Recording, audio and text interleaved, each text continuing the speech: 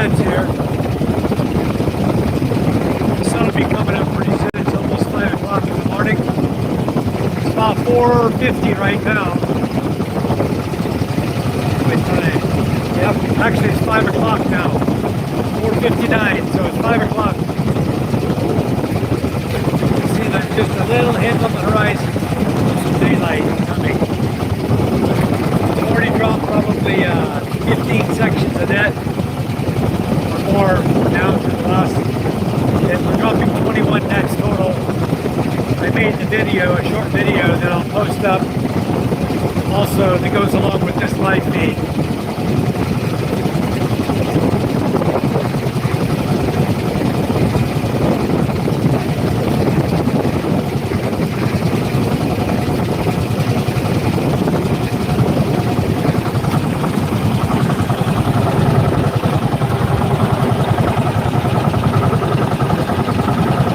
Welcome. We put all messages, but we don't miss none. Okay, here we go. Say hi in the chat, guys. We're deploying our nets right now. This is how we load. Clean it up, get ready to catch the next batch of fish. All right, looking good. Get out of this way here. All right. I like his bailing bucket. It's a good one. It's 1 gallon. And it's nice. So you can go back there. The other half. I'm just going to go part way back here to the last post. And I'll show you. Alright. Anyway, we walk on the engine covers. Down below me, you can't really see it either. Walk like that. Have you ever done that? You have enough net, you can do it. You can go 10 sections and do a circle and 10 section back. And any fish inside, you're going to catch. Either way they're going. You don't try that before? We do that, we catch more fish. We do that when there's no other boats around. We can do that, more fish. But if you have other boats, not good, because they'll run over your net. They'll put line over yours. Anyway, sun's coming up, guys. Sit back here and enjoy it. We'll just leave it off the, so it doesn't matter what the fish finder says, because you're not going to get any more fish in your net. It's wherever we're at. All right. He has a bucket. He has in a bucket. He disconnects the power cord. He keeps the fish finder in the bucket. Keep it dry. Keep it out of the salt air.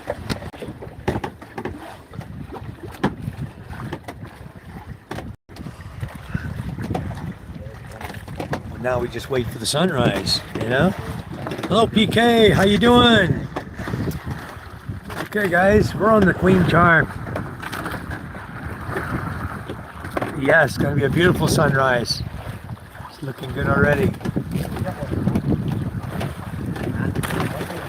Struggling to keep up, huh? The Wi-Fi Mini doesn't like it for some reason. He's buffering on me. Going out, coming in. You can see it's a little rough out here. We got little 2-foot rollers going on.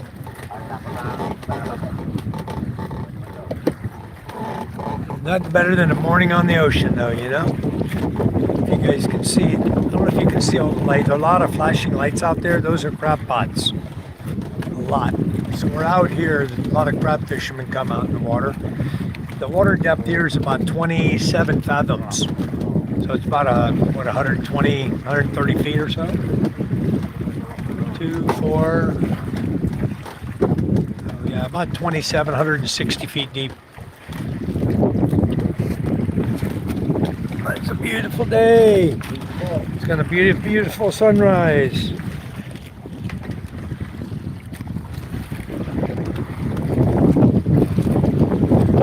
This is back where the home is over there. It's very dark. The boat over there, see his red light right there. This is another boat.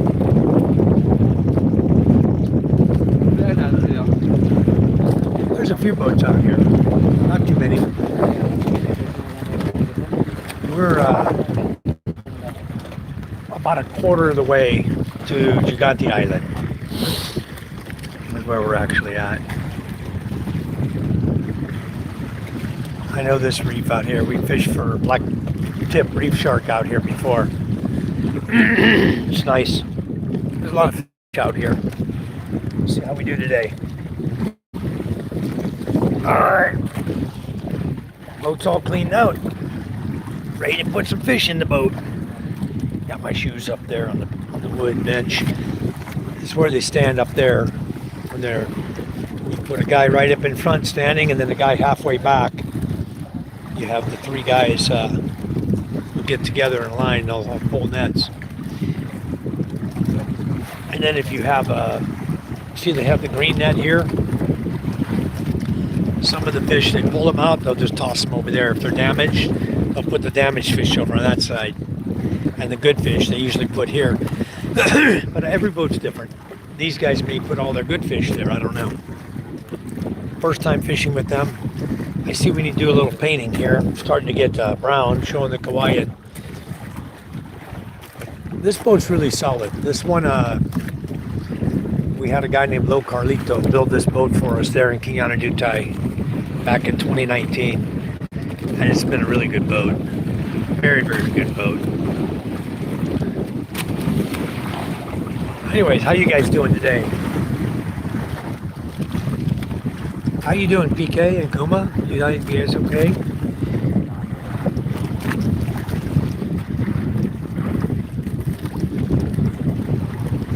That's how we do the fish finder. It's got a stainless steel rod, the transducers on the bottom of it, and you have a secondary rod here. This is the next bigger size, 1 inch and 3/4. You slide the 3/4 stainless tubing down inside the 1 inch, and then you have a nut. You drill a hole here, you have a nut welded, and you put just a threaded fitting here so you can tighten it. So you can drop it down into the water and then tighten it up and hold it there while you're transiting through the water. I see I'm just going to have a hard time keeping the lights on, but it's okay. I'm good, just kind of getting moving. All right. I really wanted to bring you guys another fishing trip because it's been a while. So, I got up about 2 o'clock this morning and then headed over here about 2:40 to where the boat was. And then we got out here good timing. We got the nets all dropped before the sunrise, so they're down there soaking right now. Catching the fish that are going to go to the bottom to feed at sunrise. It'll be good, perfect timing. There's a few boats out here. Oh boy, I'm yawning, I'm still tired. I got to bed about 8:30 last night.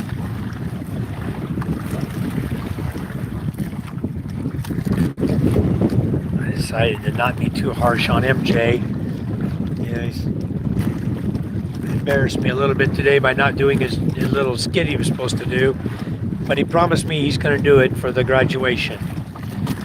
So I hope he doesn't get camera shy again.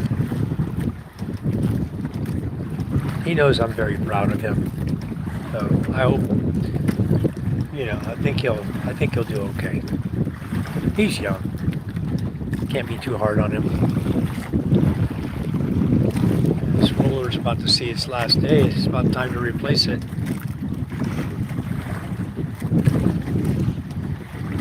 That's the roller that we use to, right here, we drag the net over the roller right there. When we're dragging it in, we bring it in right there.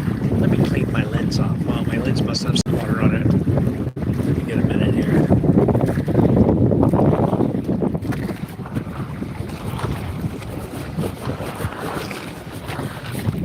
Okay, that should be a better picture. Nice and clear now. I like this boat a lot better. I mean, it uses the same fuel, got the same size engine as all the rest of the boats. A little bit bigger, a little heavier, but still pretty much fuel consumption's not much more. It's a diesel engine. Let's see what the sun looks like when it pokes its head up. Maybe 30 more minutes and we'll start seeing the sun come up over the horizon there. It is dark. There's some clouds up. Probably, let's see, probably 10 minutes of clouds. So we may not see it when it first comes, but after it lifts up above the 10 minutes, it'll be a nice big ball of fire, I have a feeling.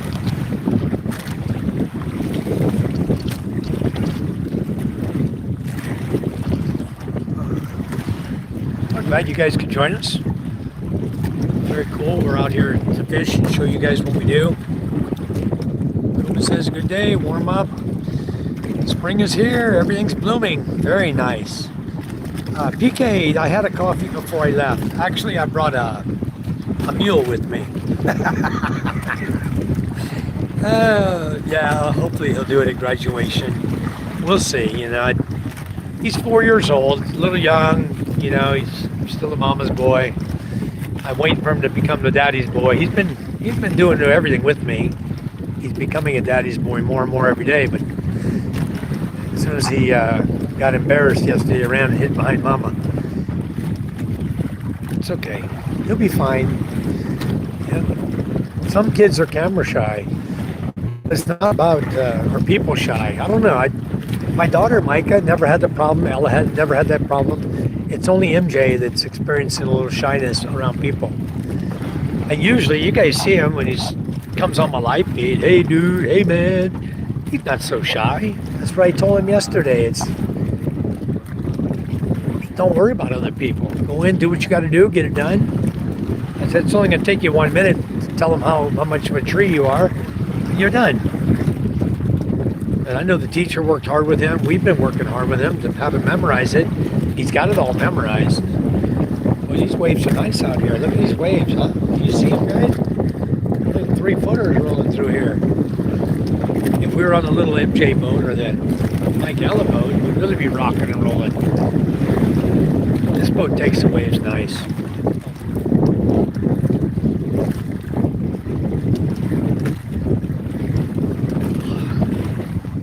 No, I just brought a couple of cold drinks with me. I didn't bring coffee. I drank a big glass of coffee. I don't want to be peeing all the time, you know? Yeah, I will enjoy every minute. Yeah, they do grow up fast. Yeah, you figured right, PK. Every time I go fishing, I bring one. I'll wait until they start deploying the nets, or picking the nets up, before I'll enjoy it. Usually right now when we got the net drop, but the problem is I didn't bring one for everybody. I only brought one. I probably should have brought 4 with me, you know? I got my snacks. I got 2 peanut butter and honey sandwiches, and some cracker snacks, my mule, and another drink. It's, I forget what they call it. Let's see if I can get it out of here.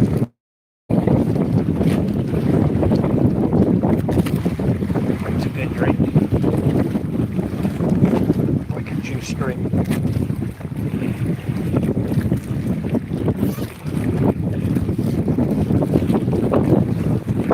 It's one of these guys. It's a Cocoa Chew jelly drink. Cocoa Chew jelly drink. It's got jellies in it. Coconut jellies in it. Good. Good flavor. I like them.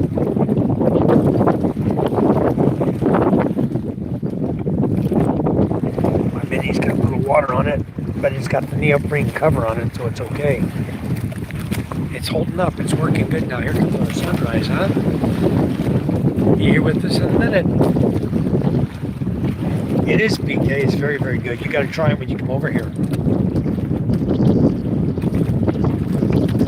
It could be because he was actually up on stage and I wasn't paying attention to it. I was in choir for a long time. All stages, big regional competitions and concerts. Very nice. So you're not stage fright. Years of doing it, there were times where I had a song and had to fight not to freeze up. I understand. I'm not one of those people that's ever been shy in front of people. I've never had a problem with it. I can get in front of large crowds. I was doing presentations at the SMX here in Mall of Asia, in Manila, in front of 300 engineers. You know, I had 300-400 engineers sitting there listening to my presentation on energy efficiency. So I've done 3 or 4 at the Mall of Asia, SMX Center. I did IIEE, and I've done 2 PSME. IIEE is the electricians group here in the Philippines. PSME is the Philippine Society of Mechanical Engineers. So you got everybody who's an engineer there. Everybody goes to it. So I was doing their presentation to introduce them to new forms of energy efficiency. And it went well. All my presentations went really well.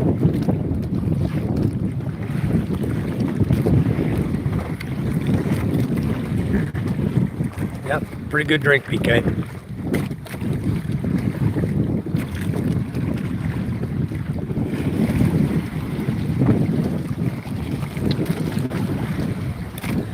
Yeah, PK, you'll be really good at karaoke. That's right. That's good. Can't wait for you to get here. We'll show people how an American guy can sing. I can't sing worth a hoot. You see these waves here coming in on us? Look at these waves. Nice, huh? I wish you guys were out here with us.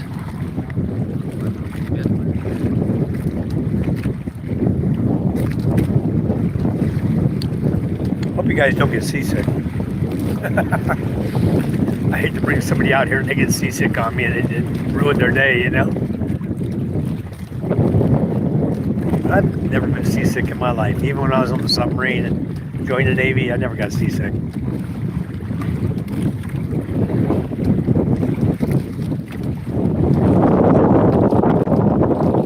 Looks like that's the sun coming right through there, huh? Right there is where it's gonna pop up. That's the brightest spot.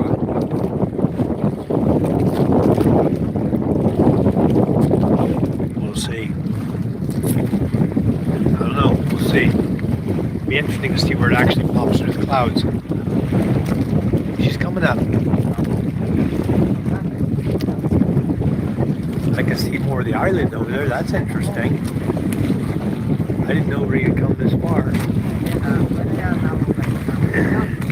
We'll spot these to our left there, guys. You'll see it more when we get the daylight. We'll spot the islands to the left, then it goes up this way, and then it comes across like this. This is the top of the island going across to the right towards Kawayan and Katagan. And then over here in this direction where I'm pointing, actually more a little bit about this direction where Cebu is, over here. And I cannot see, I can't see Cebu this morning. We'll see. We may be able to see Cebu once the sun comes up. We're out here ways. See these waves breaking. Pretty good waves this morning. It's nice. Nice to just rock and roll, you know, it's so relaxing.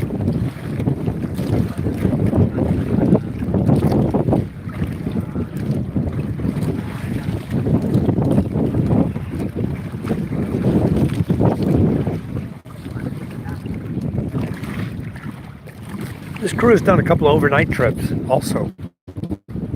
Well, maybe one of these days I'll do an overnighter. The problem is having a battery that's going to last long enough to stay live, you know, for any length of time.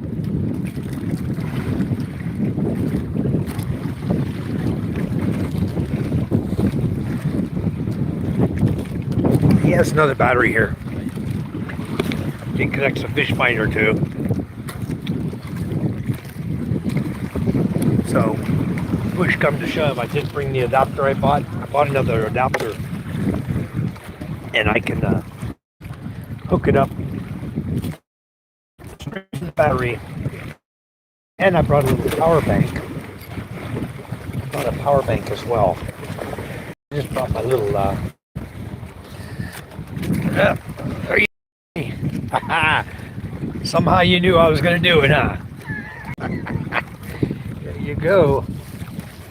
My wife's over there watching my live feed right now going, "Why, he's drinking early?" No, I'm not drinking early. I didn't open it yet, but I will drink it early. This is the new adapter I bought. It's got a red and black cord for your plus and minus, and it boosts your signal up from 12 volt up to 30 volt. Let's see what it says. Yep. In 12 or 24, out 30 volt, 3.5 amps. Oh, this is designed to hook directly up to the Starlink Mini, plugs right in where the battery plugs in, and gives you good power off a regular 12 volt or 24 volt battery. So I think what I'm going to end up doing is picking up a 24 volt lithium battery.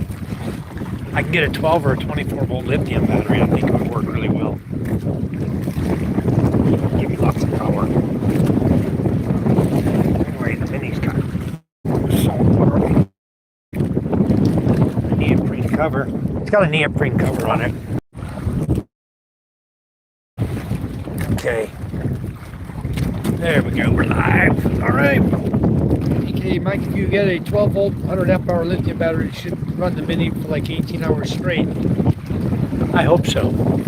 Because when I'm looking at the voltage and the amp draw on this, even the little 9 amp hour battery that I let J and K borrow, that was running them about 3 hours, a 9 amp hour. So 100 amp hour should give me, a long time. Somewhere between 18 to 24 hours, I would hope. So anyway, that's my plan. I will pick up a battery, I'll order one, and it'll be for use for the Starlink Mini, so I don't have to fool with this, having to recharge all the time. But it's good. I hook it up when I'm driving in the car, I just plug it in. It's plugged into my inverter. I have an inverter in the car, a small one, in the center console, and I just plug it into there.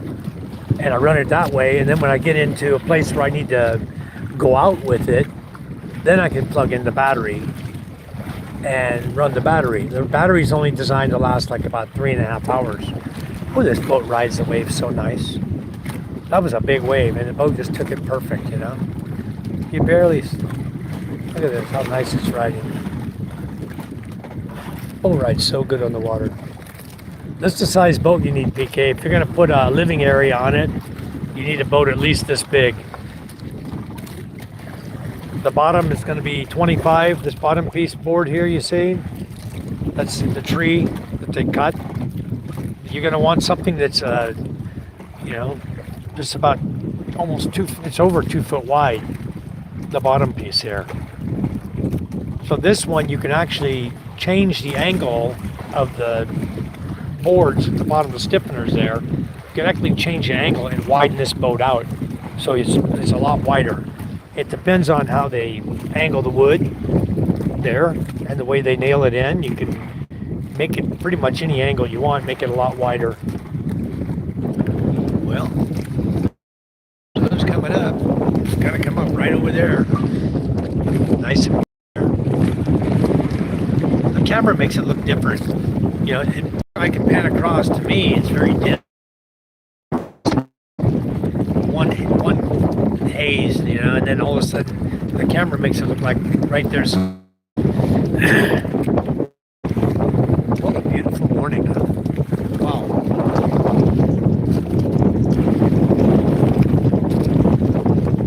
Look at the blue sky. Look at this. Man, not a cloud anywhere. The clouds on the horizon, and that's it. Nothing over top of us. All blue sky. It'll be a hot day today. Get temperature. Right now it's probably 70 out here on the water, degrees Fahrenheit. Only 22, 23, like that, 24. It's nice and chilly. I'm wearing a long sleeve shirt. Stay warm, still cold. I'm wearing shorts, but I'm wearing a long sleeve shirt.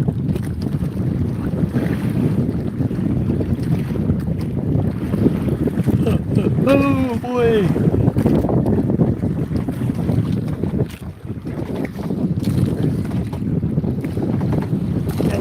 Food with you when you go?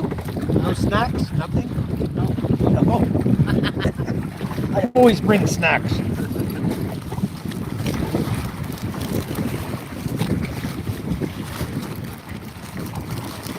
come prepared.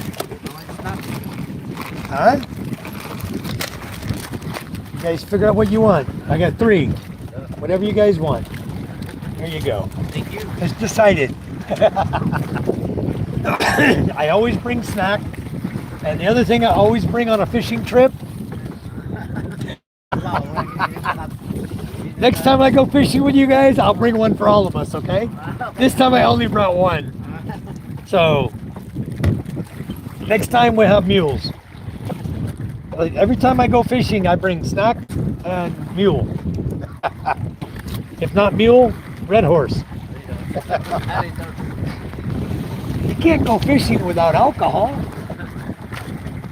And enjoy it. Look at this beautiful sunrise we're having, huh?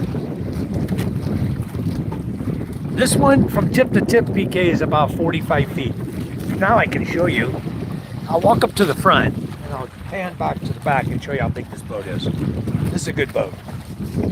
This one you can take island hopping. This one's plenty big enough.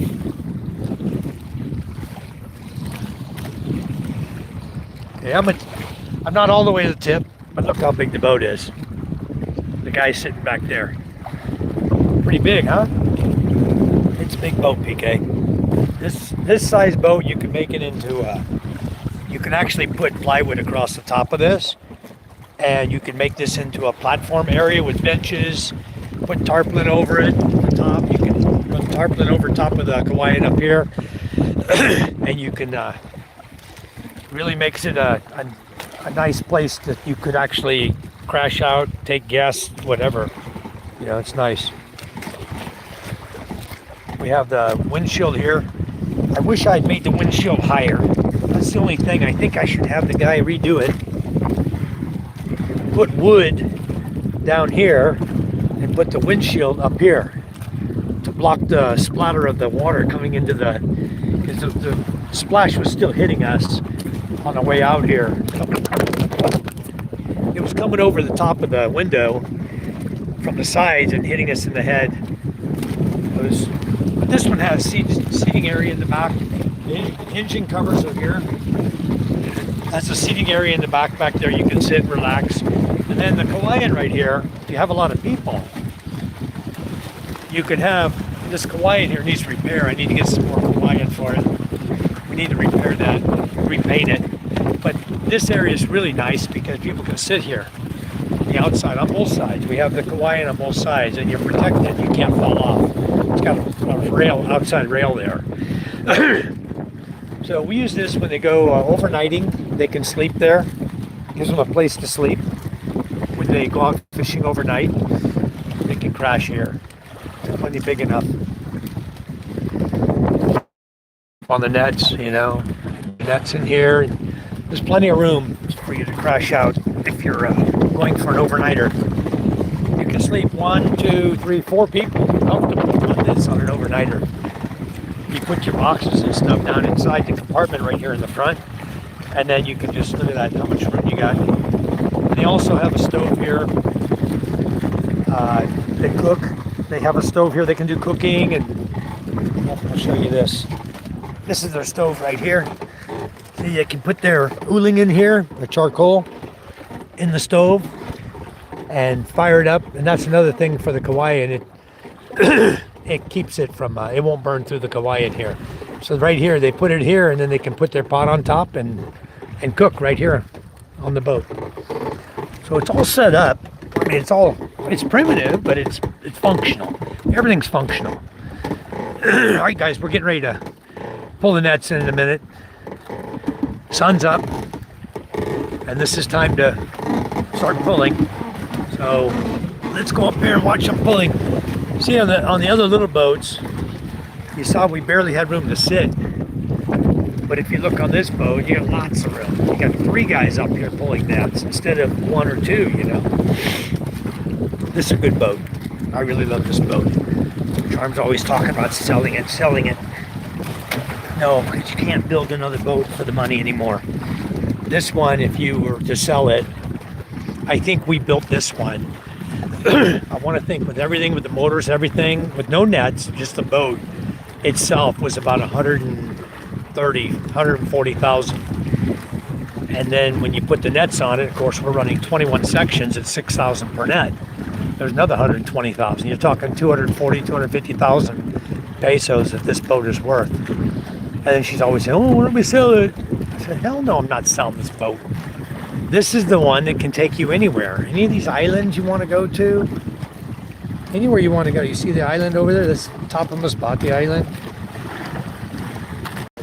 Yeah, got to see the sunrise, Jimmy John. So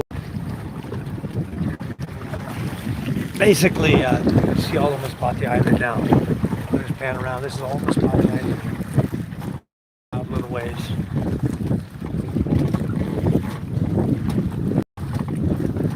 Beautiful morning. So they got to pull up the lead weight. It's 12 kilos. That's the first part of the net.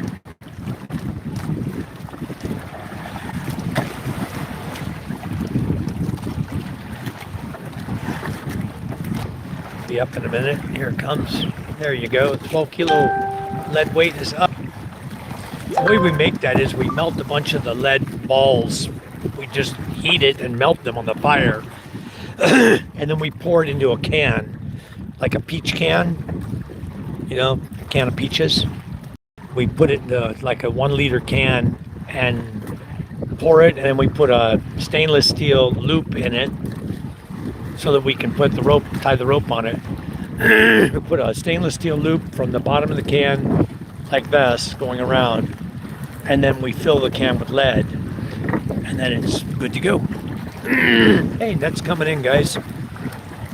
We'll see how we do today. They had 9. Her mother's going to sell it. Her mother will sell it there in the village.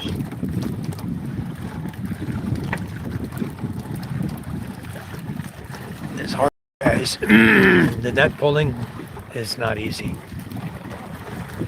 I should get these guys some gloves too. There's one fish. All right, first one's in the boat. Gotcha. Look out. What's that one? Oh, you don't have bucket. You don't have a bucket here? A tub? All right. Nice. Got fish already. We'll zoom in a little bit so you see the fish when they come in.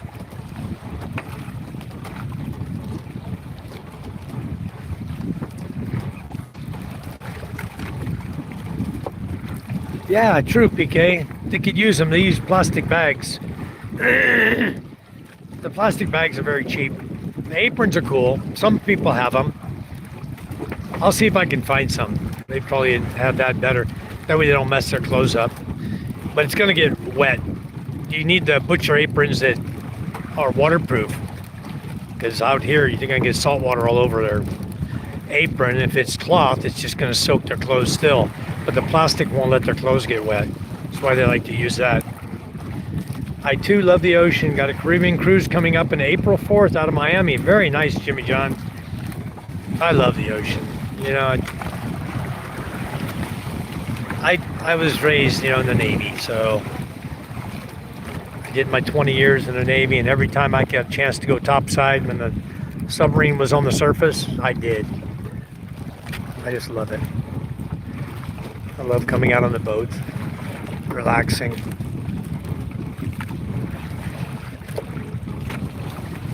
Anyway, I'll take this time to have my snack. Peanut butter and honey.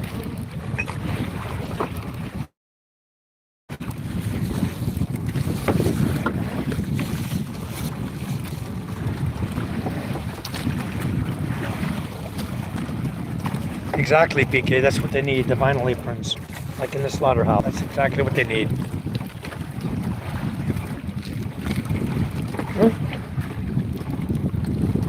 Big blank section here. Here we go. There's a fish. Nice.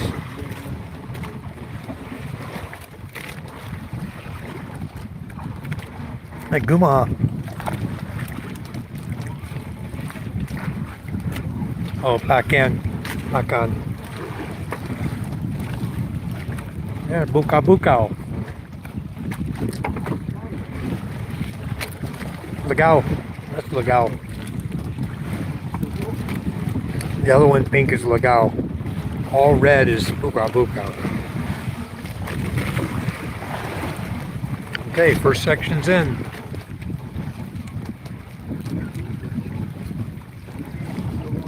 Another one. That's a Bukao.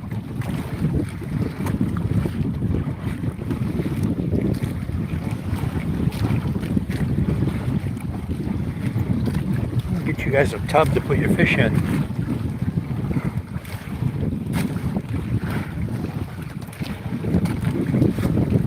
What a gorgeous morning. Look at this morning, huh? Yeah, wish you guys were here. You'd be doing the same thing as me. Having a peanut butter and honey sandwich and watching the fishing.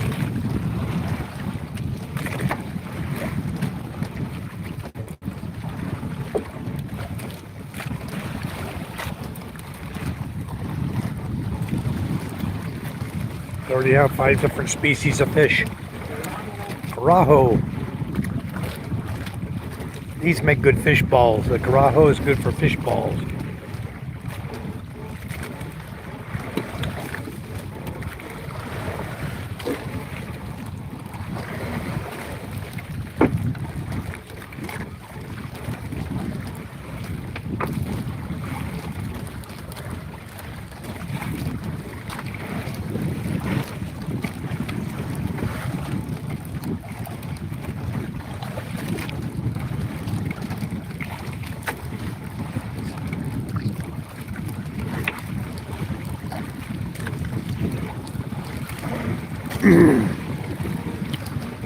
You guys want to get your exercise, come out here, we'll let you pull net.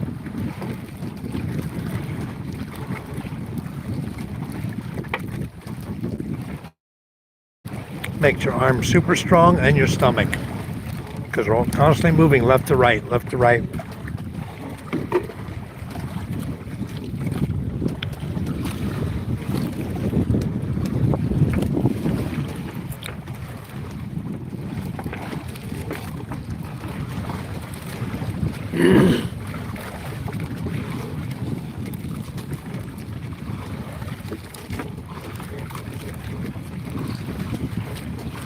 When I'm out on the small boat, I got the dip net watch. So if a fish comes out of the net, I try to scoop it up.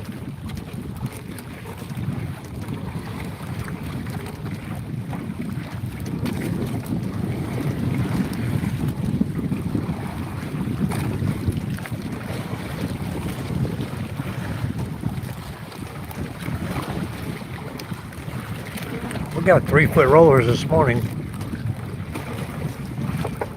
2s and 3s. Look at this.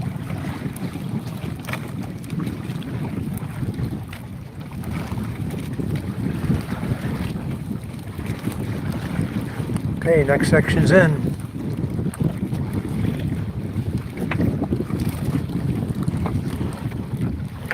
Section 2 is in.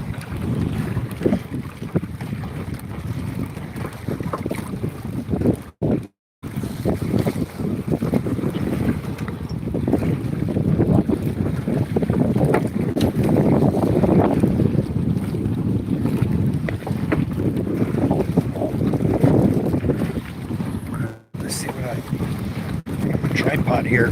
I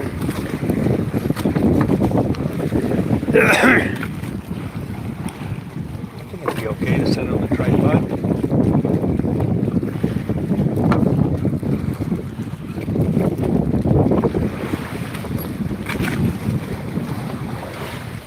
I'm holding it with my hand right now, but I think I could do that.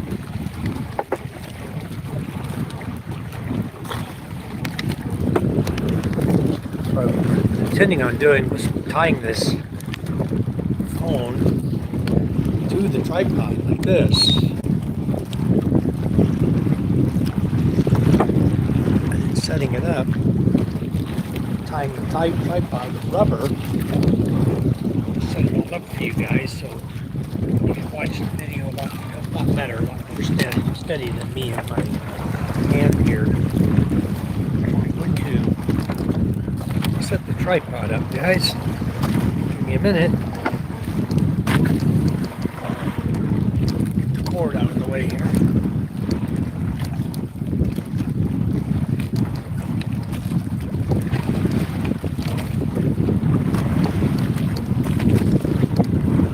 Fish finder cord's right in the way, huh?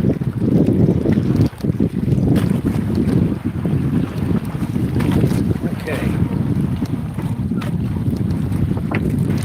There we go. Let's try to set that up like this. Tripod there. All right.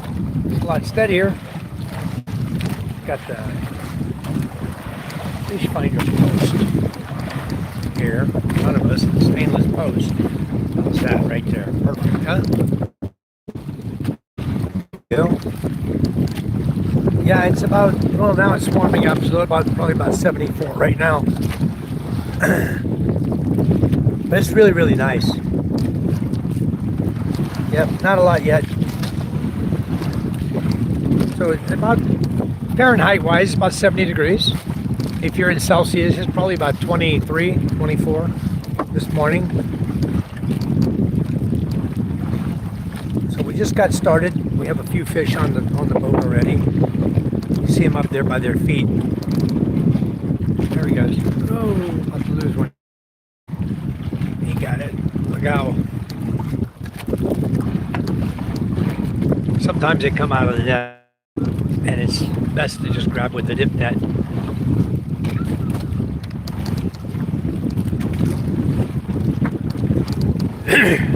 We've seen better nets, but you know what?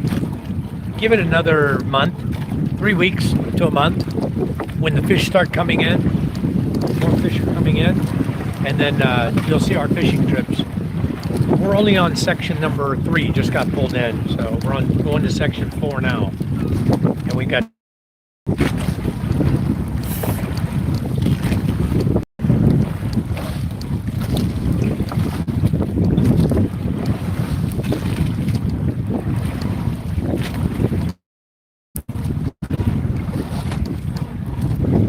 Cheers, guys.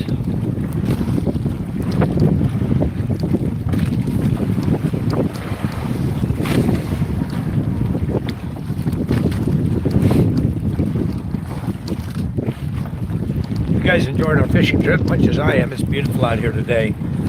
We started at 3 in the morning, got out here, dropped the net. It was almost 5 o'clock when we dropped the net.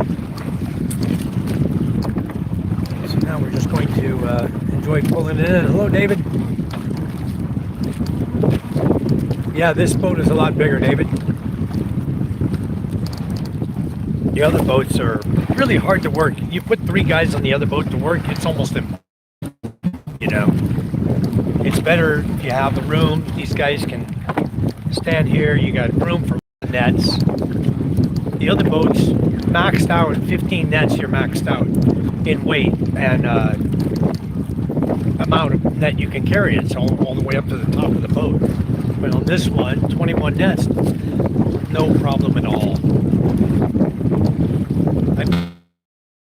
2 full drums, 55-gallon drums.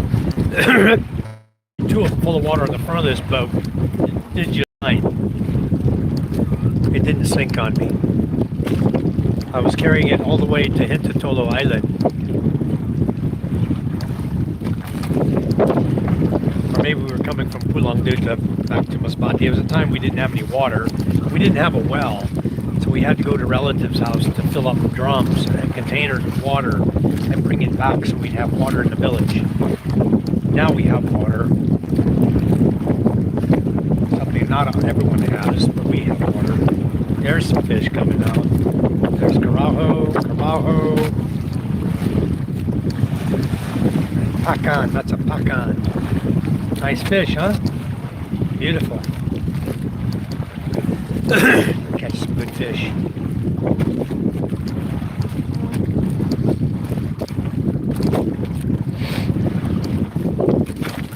I didn't know they didn't have a bucket. What they do is they take all the fish and they will put it into their green net. They'll put it into a net bag before, and then they'll use that to carry the fish from the boat up to the beach. If they had a bucket, they could just put it right in the bucket and carry the bucket up to the beach. It's a lot easier. That's what we use. I was inspecting the nets on the MJ boat. The 7 nets that are there for the MJ boat are horrible. See, this boat had 14, MJ had 14, Mike Ella boat had 14. 42 nets total. Here comes another Carajo. Oh no, that's not a Carajo.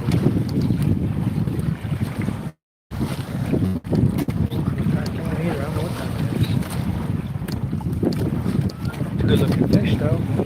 Very thick, very meaty, the body of it's very thick. Here's a bukao. He's got the big eyes. He's a red fish with big eyes.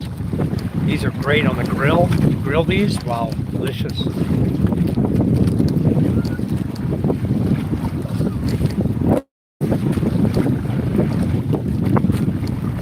When you have 3 guys fishing, everybody gets foods. So here comes section number 5 now. What they've caught right now would just be foods only. There'd be nothing to sell. Bukao.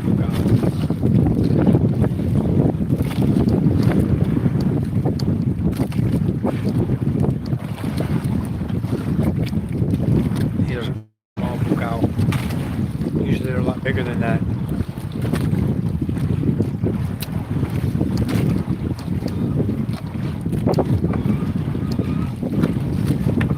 Starts picking up.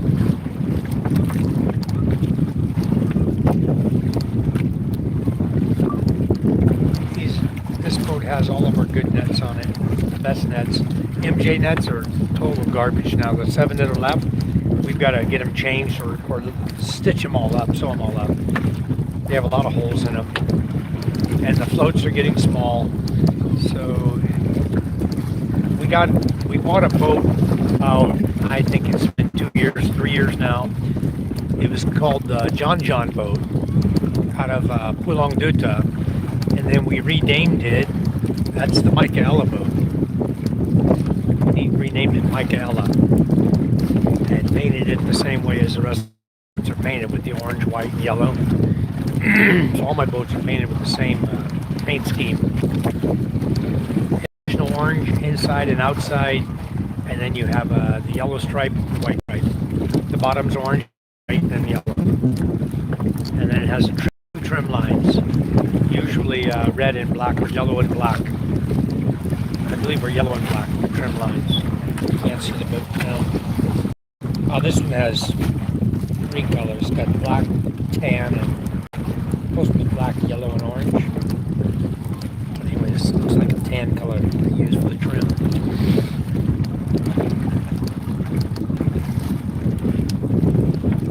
Anyway, we've got a ways to go, guys. Got a little ways to go. Tripod's nice and steady, that's good.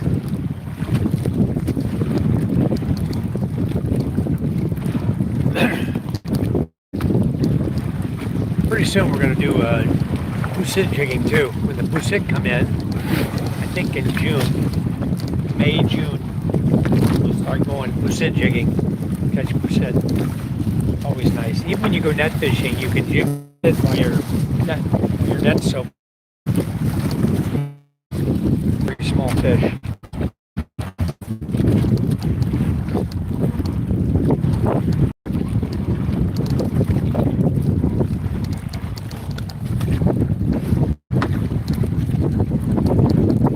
Yeah, it looks like red snapper, David. They probably are red snapper, a variety of red snapper, that's what they are. Cross country, I'm fishing with the crew from our Queen Charm boat. These guys from Kinyana Dutai, we keep our boat over there. They fish the boat, and then they sell the fish and bring the money over to Charm, and she pays them their wages out of the fish that they sell. These guys live all 3 of them live in Kinyana Dutai. Yes, our boat is a diesel engine. Mr. Somebody. These are diesel engine, 2 18 horsepower high speed diesel engines on this boat. Hopefully I'll be there to go positive fishing, yes. Oh, pusit fishing means squid, yeah. P-U-S-I-T. Your screen is trying to spell for you, I guess. Yeah, phones. Yeah, they're not so smart, are they? Hi, Barry. How are you? This is the good life, Barry. You know it. How you been? I'll show you guys the engines here in a minute. I'm just enjoying my peanut butter and honey sandwich and my Smirnoff Mule.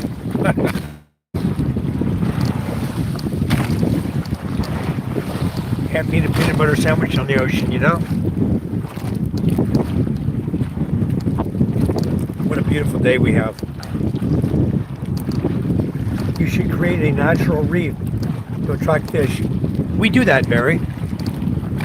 We make them like a pyramid shape, 4 sides to a point, and then we fill it with rocks. It's all wood constructed.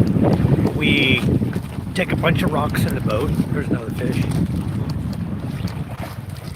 Look out. We take a bunch of rocks in the boat with us. We go out to the ocean. The 20-meter mark generally is around 20 meters. We tow it out there because attached to the top of that triangle, that pyramid, made out of hardwood and all nailed together and wired together, on top of it is bamboo. And the bamboo is tied together. We do like 4 bamboo to all tied together, and another 4 bamboo and 4 bamboo on top of that and on top of that until you get to the very top. So it's about, total is about 20 meters deep, which is about 60 feet high of bamboo. And you tow all that out in the ocean until you get to the 20-meter mark. You can mark it on your fish finder. Then you have a taller bamboo you attach at the top, a single one. Oh, here comes a nice buka coming in. And then you let it go down to the bottom of the ocean. And then you just have a flag, a Hawaiian sticking up, so you know where your artificial reef is. Then you go over with your jigs and jig there. Or you can drop net around it. There's another net we use for fish for like the sardines. They look like sardines. They have a different name, but I'll just tell you they look like sardines. You guys won't understand the name anyway. And we catch those with a smaller net. But we actually tie it to the Hawaiian and stretch it out like 3 lengths of net. So about 300 meters of net. And then the small fish run into that. They're circling around the Hawaiian, the artificial reef. And it's a deeper net. It goes down probably 4 meters or 5 meters, 15 feet. So the top fish that's circling like the sardines and stuff, they're in balls or schools, right? They'll circle and they'll come into your net, hit your net, and you'll catch them. You can get, quite a few fish that way. We use Pusit nets. This net, this is number 7. Then we have number 10 net, it's even smaller for smaller fish. We have different nets for different applications. We also have brown net when we want to fish. This is fishing bottom. This net's dropped to the bottom. It has weights. They weight it down to pull it to the bottom, and then you have black floats. You see the black floats coming in. The black floats actually hold the net up 2 meters off the bottom. That's how it works. So you're bottom fishing with this net.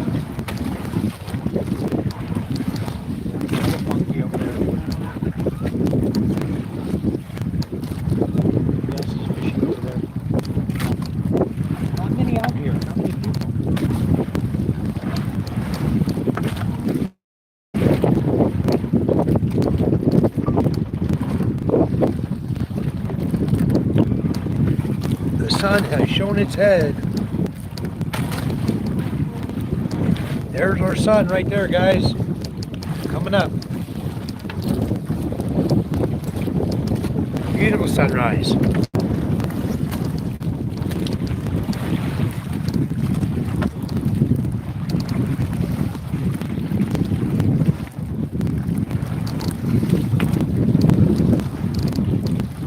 hot day. Blue sky and big sun. Maybe a warm one. Or another fish. Dropped right in the boat.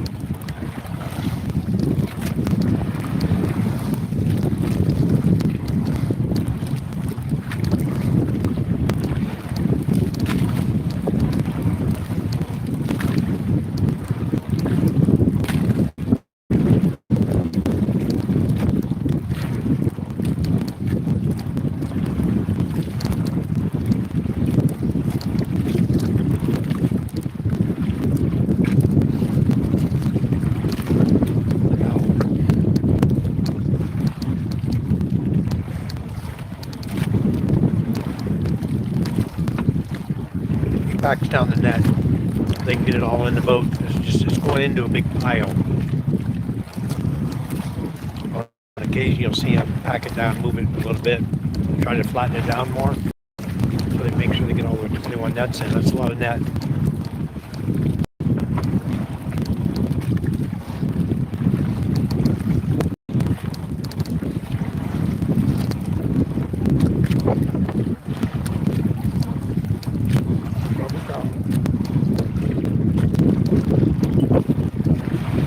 These little red buka is great for fish tacos, guys. They're awesome.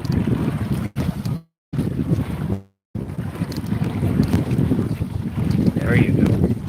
Grill those on the grill and make fish tacos out of them.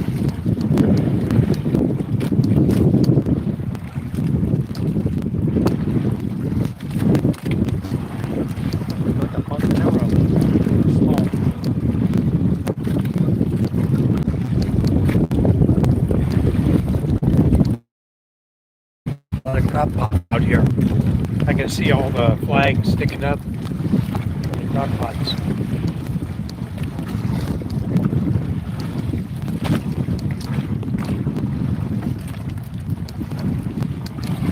Another thing you can do over here, PK, go crab fishing. You know, you can get 100 pots made up. They're not expensive to make. Flag on them.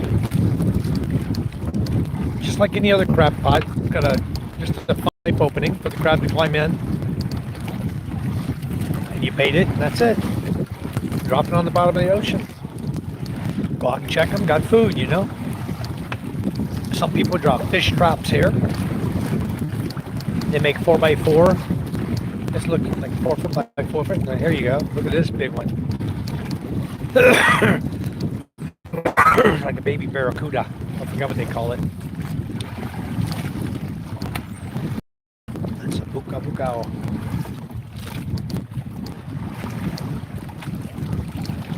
But this is the way we fish. You guys come rod and reel fishing. This is actually a faster way to catch if you have nets. If you're looking for food or you're looking for recreation, if you're really looking for food, you want to do it with net. Commercial fishing like this to allow you to sell and make money. You don't do it with fishing rod and reel. You're not going to have enough catch. You're not going to catch that many fish. I mean, as many as they got on the boat right now would take you all day to catch with the rod and reel.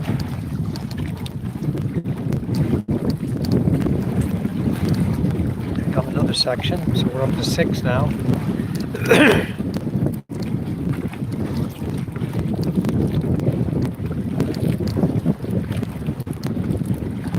Talk about some muscles on these guys' arms.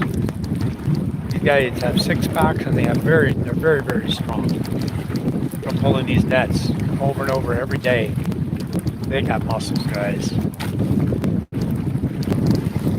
These guys are tough.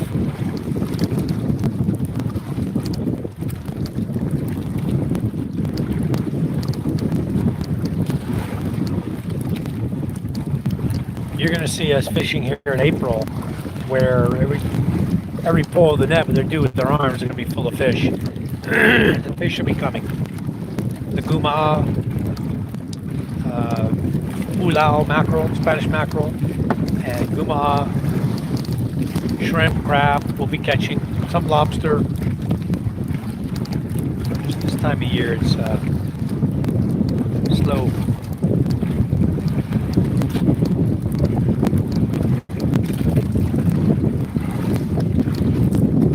nice waves coming in.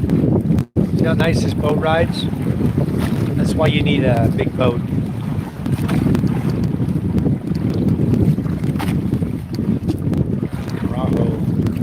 Carajos suck. They got little tiny teeth, and they're long, skinny, and they kind of wrap into the net, and then the teeth grab the net. They're a pain in the ass to get out of the net.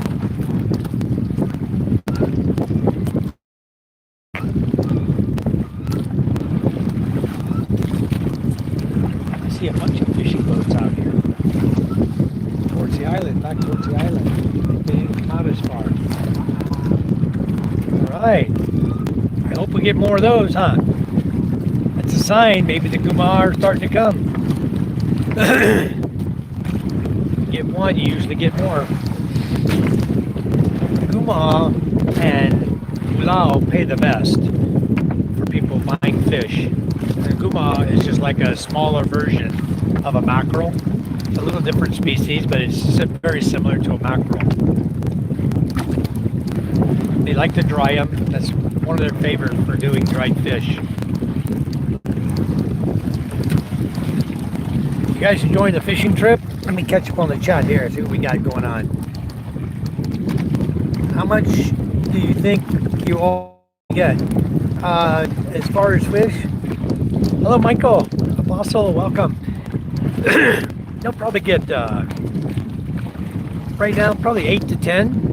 The way it's going right now, looks like maybe 8 to 10 kilos. If the nets start getting more in it, I'd say I'll let you know.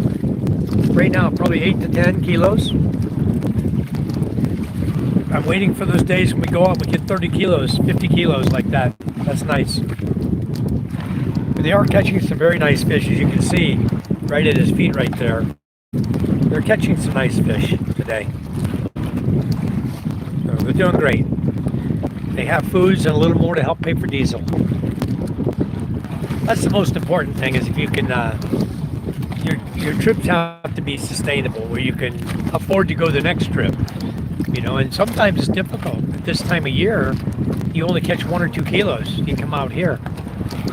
These guys are working super 21 nets, and it's very difficult to pull 21 nets in. But 21 nets pays a lot better than 15 nets. You get that additional there, you get more fish. And if you hit the right zone where the guma are running, or the bulao, that run in schools, you know, these bukao dudes also, they swim together a lot. But when you get to the game fish, I call them game fish, like the guma and the mackerel, those guys run in schools, and they'll run 30, 40. Coming out here is you have weather patterns, the wind and weather and currents that affect the fish here in the Philippines. Once you learn about those 3 items, the wind, weather, and currents, you're going to do well in fishing. You're going to know when the wind blows from this direction, this time of the year, the fish are going to be over here. When the wind's blowing from the other direction, and the current's going the other way, the fish are going to be over here. You know, you're going to figure it out, like my father-in-law's done, and these guys have done. They know where the fish are. They know where, here in the Acid Sea, where we're at, they know where to go. And it's years of knowledge. These guys have been fishing all their life. So that's how they learn it, from their fathers, you know. It's been passed down from generation to generation, the ways that you learn how to fish. Now, he does help that as well with the fish finder. We have a fish finder on all the boats, and he was using the fish finder on the way out here. I did see some good schools of fish. That's why I was asking him if he ever thought about doing the circle drop, because we passed through some heavy areas of fish. And it might have been guma. It was they come up as white speckles on your screen. But he came out here on these corals that he came to. He's say, here's a fish coming in now. Two more. Carajo and a bugao.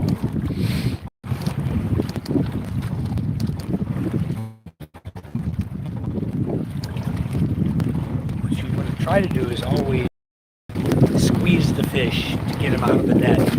They got caught in it. so you can squeeze the body of the fish. You can squeeze them out of the net without ripping your.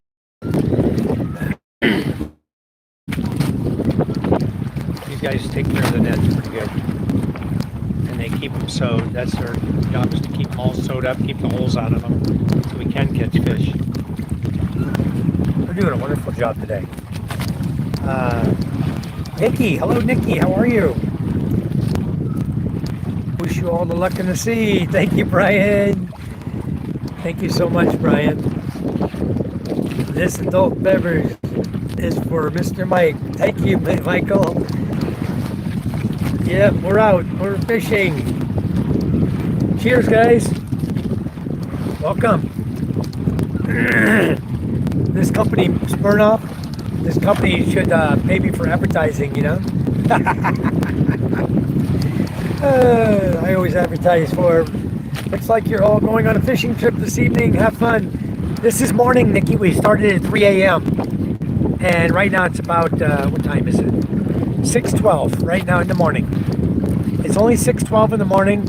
Look at this beautiful sunrise we have, Nikki. Look at this. Isn't that gorgeous? Sun is up. Full sun coming up here. It's actually way up, guys. It looks like it's on the water. I'm looking at it. I got 5 fingers between the sun and the water. So it's up there a ways already. It's coming up. Yes, that's where the secret spot is. Yeah. Hello, hello, my favorite couple in the Philippines. Thank you, Brooke. We're out here fishing this morning, Brooke. This is how we fish in the Philippines. Fish commercial here. Charm and I own 3 boats. And we have, this is the boat from Kinyanandutai, the next village to us. They have a 3-man crew. This is our big boat, the Queen Charm, named after my wife. So you can see they're catching a few fish this morning. Down there at their feet, you see all the fish. They're doing okay. So what they'll do is they'll take fish for foods. If there's any left, then we'll sell them. And it helps to pay for the cost of the diesel to come out here.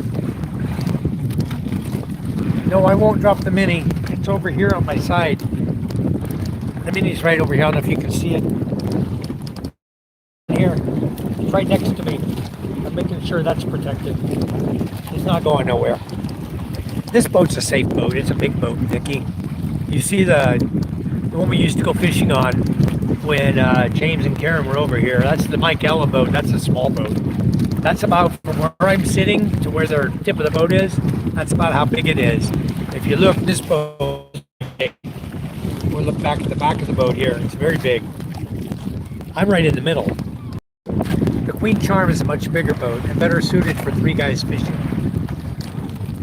It is larger. No, Michael, it's larger boat, much bigger. Sorry, I forgot. No problem.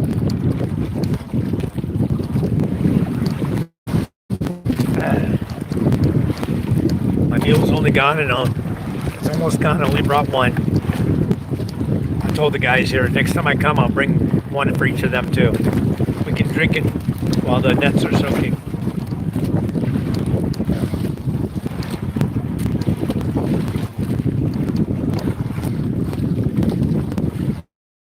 Mine is gone.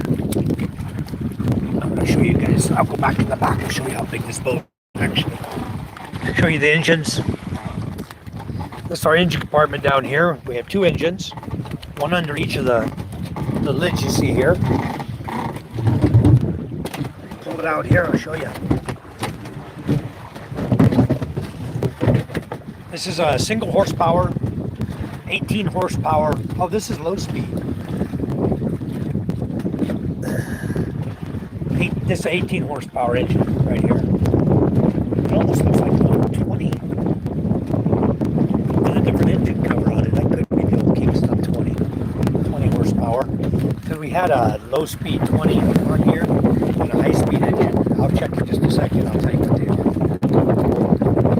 are. Actually, I believe they are low speed or high speed engines. So coming out the side.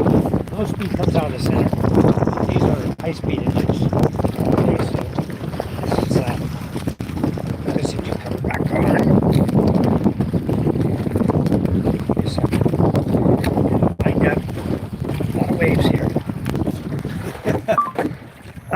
on, guys.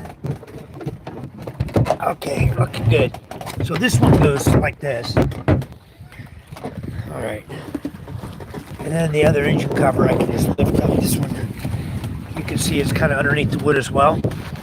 And I'll go down here a little bit. We have a compartment in here. We keep stuff in, fuel lines, things like that. These are the throttles. You see these two here on the side? These are the engine throttles made out of wood. And it's a piece of nylon. The nylon will run down underneath right here, goes to the engine to pull the throttle.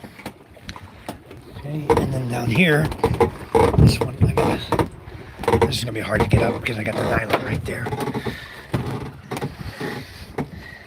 He's got his chips right here. I don't want to disturb it too much, but I'll just shine the camera down here. You'll see the engine down here. There's the engine down there.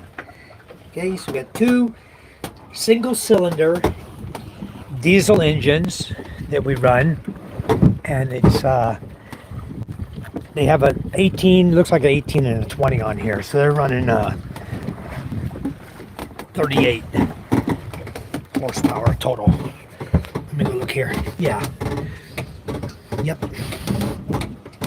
They're both the same. These are both high speed, and they're nope,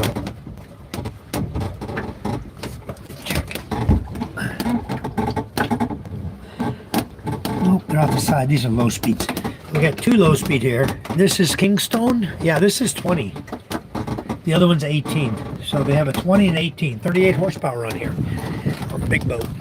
I didn't know. They change the engines around all the time. Let's go back in the back. This is their fuel right here. It's a plastic container. You see the hoses coming out to feed the fuel to the, and right now they got half a container of fuel. A little over half a container of fuel. They only used a couple of liters to come out here, running both engines. So their tank is a half full, over half full still. Back here's the rudder area, rope area, anchor. Anchor's here, made out of steel. I'm gonna show you. Crouch down here at the back, show you how big the boat is. The waves are big. Wow. Now you can see how big this boat is. I'm holding onto the pole, and behind me is still another 8 feet. Behind where I'm standing is another 8 feet. And then you see how big the boat is in the front there, all the way up to the front where they're at. So it's a pretty good sized boat. I love this boat. And then we put the Kauai in here on the sides, so you people can sleep on it and do an overnighter. You can sleep 4 people on this boat easy. You can, if someone wants to curl up on the engine compartment, you can sleep 6 people, you know. If you want to sleep on the nets, you can sleep 10 people. Oh.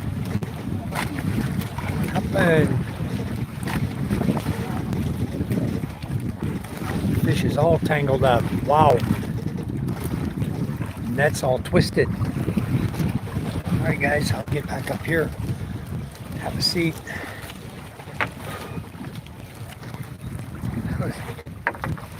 The net got all twisted up.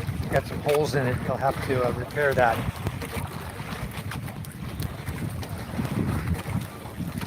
There's a fish in there. You can see it shining in there. He twisted that net all to hell. They'll get him up.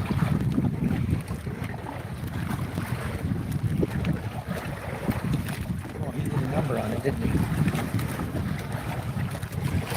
Okay. Usually the Carajo do that. Sometimes the eels will get in there and do that as well. You get an eel in your net, they'll twist your net all to hell. What is that? Is that a snake? No, that just twisted all to hell, I think. Fish. Put my camera back up here, guys. Alright, there you go. I'll catch up on your comments real quick. Alright. You guys got to see how big this boat is. Pretty good size. Just ate me some barbecue. Yummy. Nice, Brian. How are you feeling, Brian? You getting better? Yeah, it's evening there. Yes.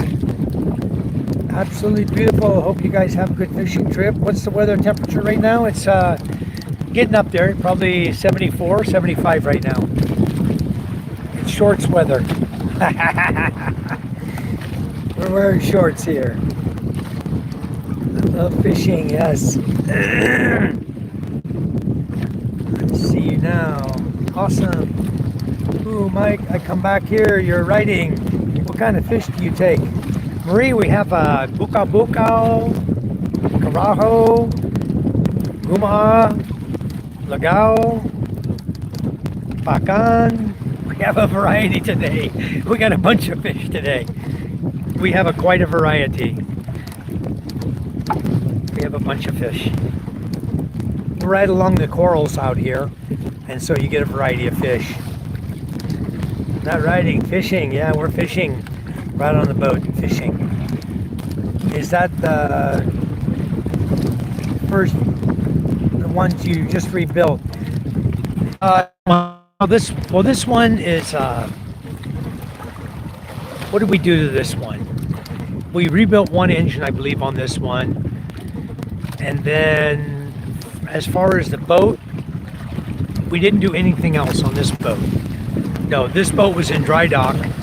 We had this one up on the beach during typhoon season because our fishermen before in Kinyandutai had quit fishing this boat. So we beached this one, and while we were going through the winter with the typhoons, and then this one was sitting up on our lot there where the big hole was. This one and the Michaela boat were sitting on the big lot, and we had moved the MJ boat over to Kinyandutai for our another fishing boat captain.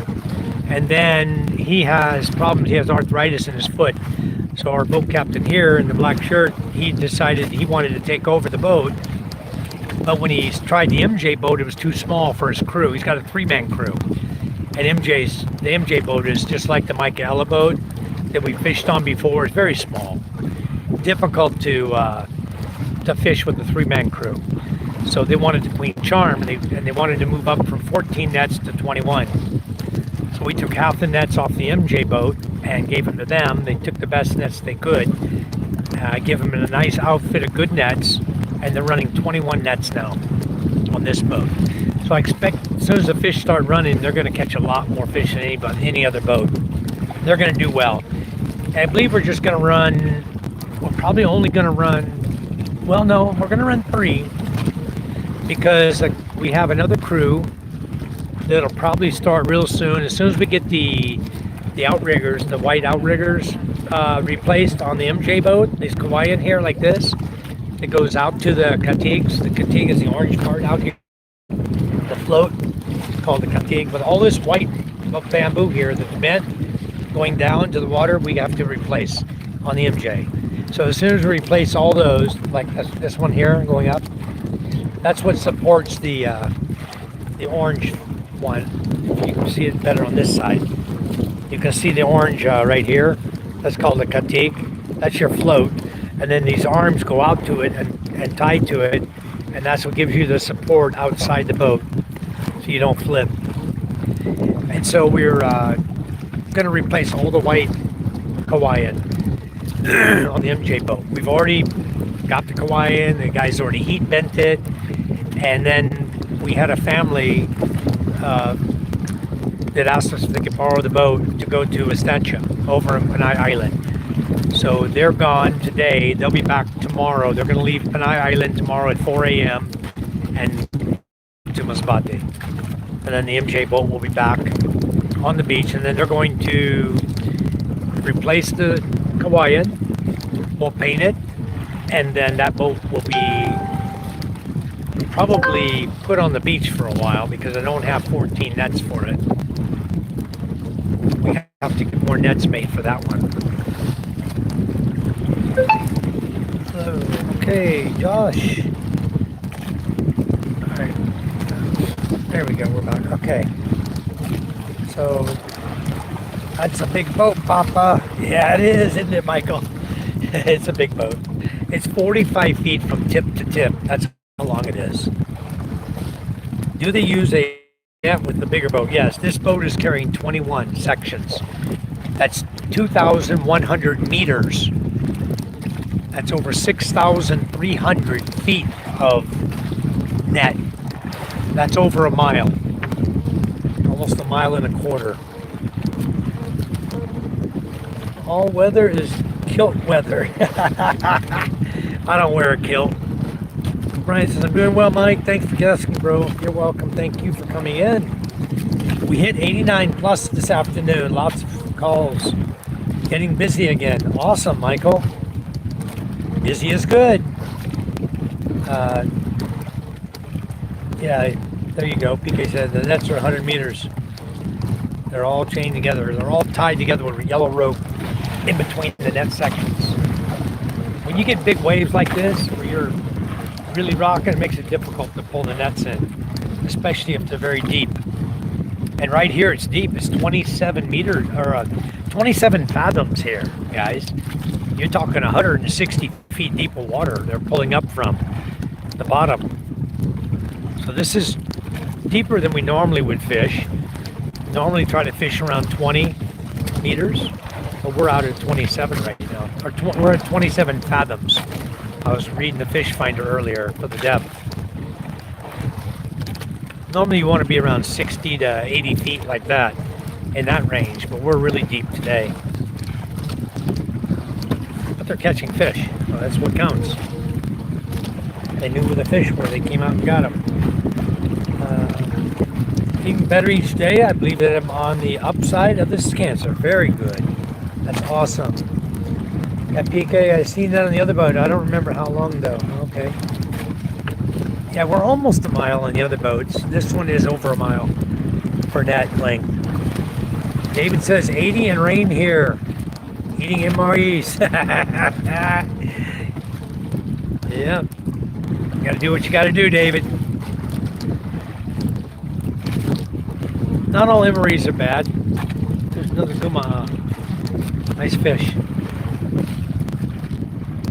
Gumaha is one they love the best for drying. Everybody loves Gumaha. I'd like to see us get a big mess of 30 kilos or so of Gumaha, I'll tell you. They've been sporadic. One here, one here. So eventually those fish will get all together and be swarming in. That little carajo. Tiny little guy. Somebody will eat him. He's already dead in the net. Throw him back in the water. Might as well give it to someone to eat. Okay, glad to hear it, Brian. Yes, we are. Josh Wilson, hello. How much would a Chinese drone fetch you? A Chinese drone. I don't know, Josh. I have one. I have a drone, Josh.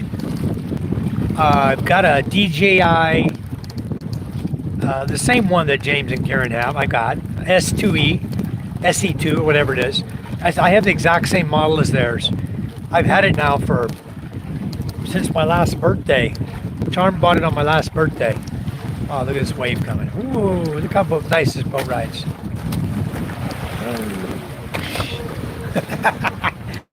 6 foot wave, guys, just hit us. And this boat ride's perfect. Look at this. You'll see them coming in now.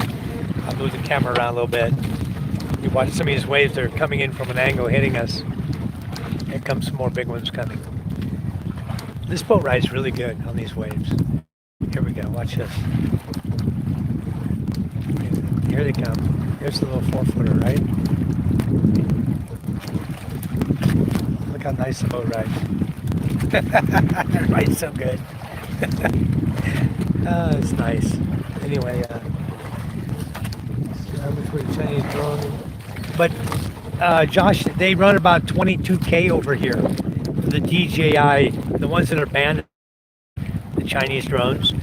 Those DJIs, they run, the minis run about 22K and go up from there. They can get pretty pricey. I have one. The only thing is, I don't think I would fly it. I was going to try to use it from the boat. That's why I wanted it. And that's why we bought it. Because I wanted to see if I could use it going up and spot schools of fish. Because a lot of times the Spanish mackerel is up on the surface. And I wanted to use it to spot right back to yourself. And then you got to end up the thing in midair on a moving boat. And I don't know if you saw him that time try to catch his drone. He caught it up in his chest, in his shirt, because he didn't want to lose his drone. So, I good to fly it off a boat for unless the boat's still, and this one's bouncing an awful lot. And we're moving through the water. We're pulling ourselves through the water. So I thought better about it. I decided not to bring my drone out here. I may one of these days. I'll probably end up losing it though, and that's going to piss me off. I wear a kit every day, even in a couple feet of snow. And only wore pants 2 times in around 20 years. Wow, PK. Well, you might fit right in over here with a kilt on. DJI is a Chinese brand, so keep that in mind. Yeah, the DJI is the one that they banned in the US. You cannot buy them anymore. I bought 6 boxes of MREs in December. My new diet definitely won't allow me to eat them. And they have, yes, Josh, they're catching the submersible drones over here off of San Pasqual Island, here off Burias Island. San Pasqual, they've already caught 2 Chinese underwater drones in fishing nets, 2 or 3. So I don't know what the Chinese are doing, sending their drones all the way up into here in the middle of the Philippines. Somebody suggested maybe they're looking for minerals, which we do have gold here. We have gold in Aroroy. Maybe they're mapping the ocean to figure out where the deep water areas are, so they can determine if they can send their submarines in here, or what it's going to take to invade the Philippines at some point. It's probably what they're using them for. I would guess. I don't think they're looking for rare earth minerals. I think more like they're trying to map out the ocean to figure out how they can get in here and surprise attack the Philippines and these different islands over here. Because Masbate is right in the center of the Philippines. They are catching them.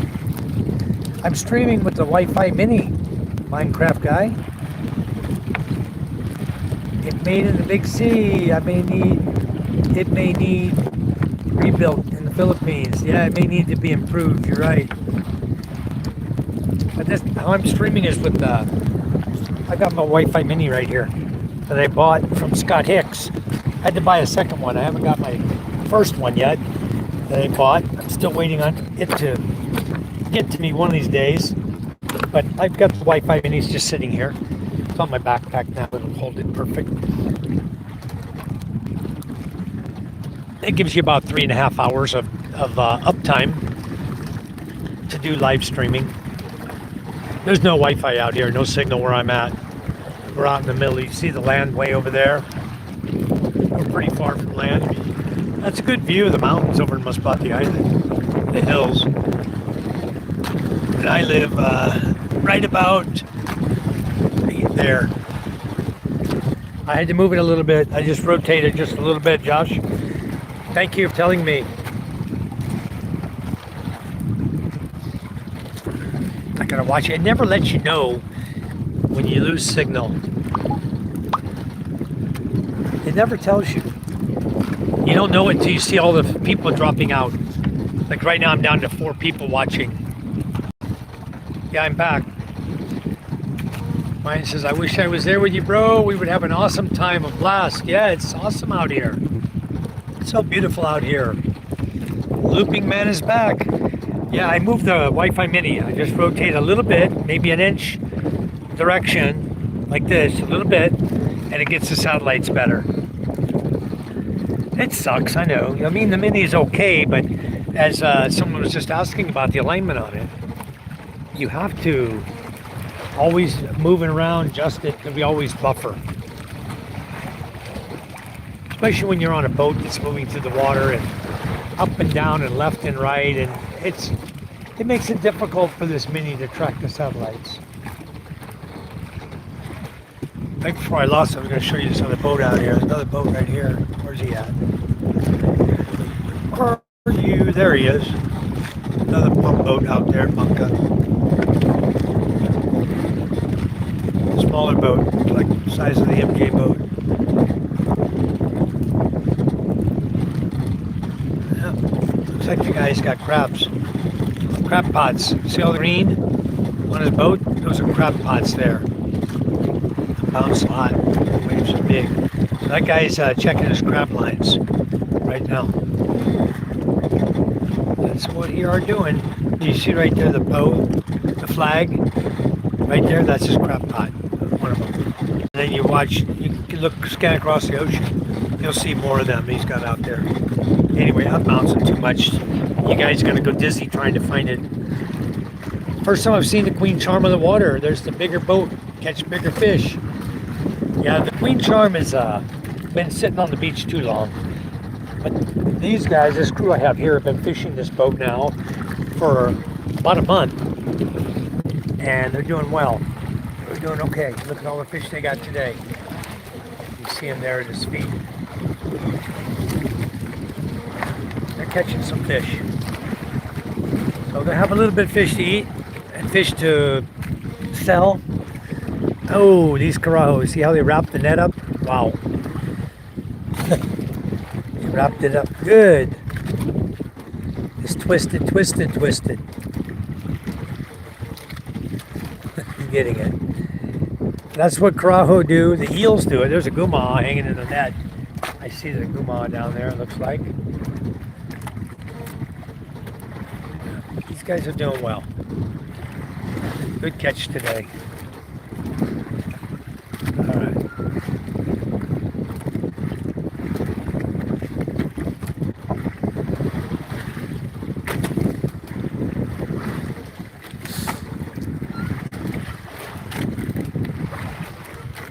Lagao. See, it's kind of yellowish pink. That's a lagao. Still getting a variety. Something twisted the net up bad. Damn. Look at that. I have to straighten all that up.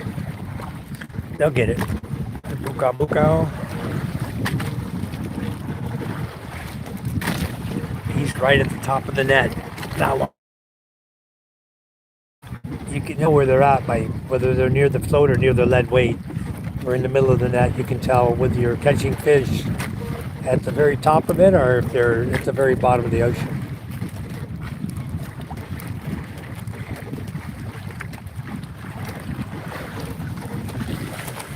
Let me set this back on the tripod. Be a little bit steadier than me holding it.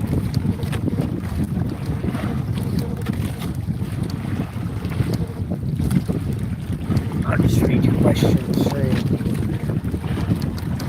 You guys are professional. Plastic aprons. Yep, Mark. You like that, huh? Keep your clothes dry. Did one of the boats go around by Rafaela? Yes, this boat. This boat went on that side over to Balud. And they did pretty good. They did a lot better over there than they're doing over here. They caught a lot of fish.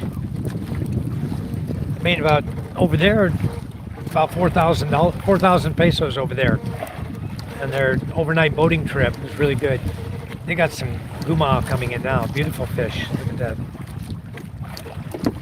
Doom. There went two more in the boat. Here's some more coming now.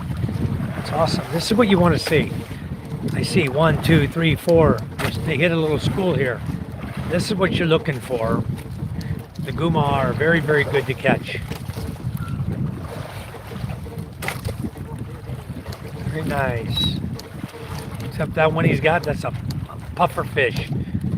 They blow up full of air and they eat your fish. See, he threw it in the green down on the side.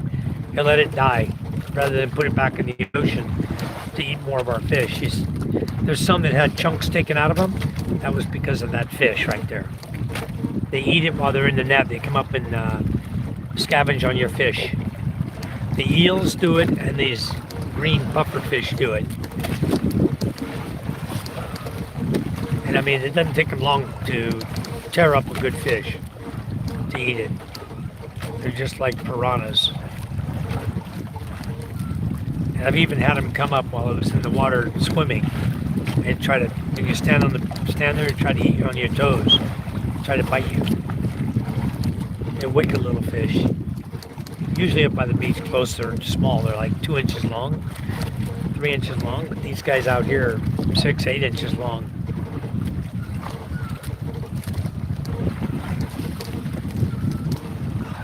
I don't think they're a true puffer fish, but they're called something.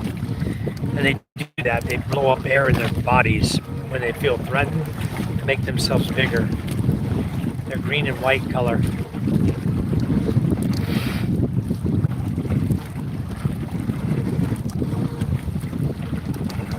Small fish. Keep the shell. Keep that. Yeah, I collect those. You guys can eat it. I just want the shell. I collect shells. Those are a cool one. That's a really long shell. It's got a really long pointy tip on it. I've got a couple in my collection. That was one he just got in the net.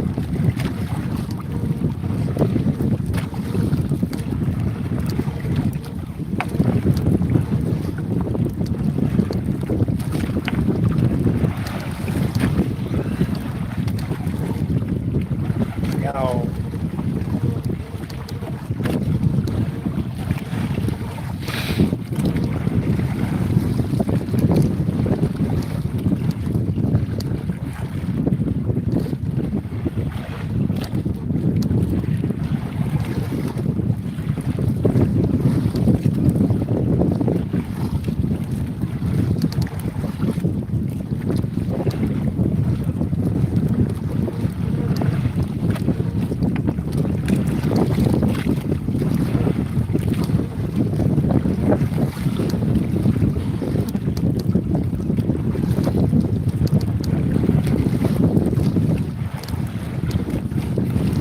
link section here. Mark says people pay good money for those to put in their aquarium. Yeah, Mark, they do. I collect shells. If you ever saw my shell collection, if you haven't seen it, I'll show it to you one day. Just remind me. We're on live feed at home. I'll show you my shell collection. I have quite a beautiful collection of shells and corals. Yeah, they're going to be pulling it. It is a workout, Michael. That's why I say these guys are strong.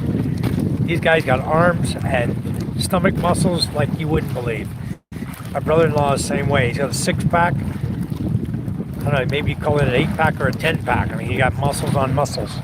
These guys are very strong. It is a good workout. Definitely a workout for them. Josh says, puffer or poison spines. Poisonous spines. Yeah, it's not a puffer. It's something like a puffer. They air up their body, but they're not, I don't think they're really a true puffer. Yamaha Color says, what if you have to use the restroom? Jump in the ocean, Yamaha. Just jump in. Pour your drawers down. Take a crap if you got to. If you have to take a pee, just stand in the back. Stand in the back of the boat. Take a pee. Don't pee into the wind, you know. You don't want to pee into the wind ever. So, let's see. Alright, I'm just looking back to the old ones. See if I missed any chats while I was buffering. Let me check my chats. Yeah, I'm still in all. Okay. I'm good. Alright. I'll continue on the chats then. Yeah, there's this one that went to the Raffaello. Yamaha made you a moderator in my chat. Thank you for coming in. You now use that to subscribe to other people in the chat. Got a lot of people in here. They come in, regulars.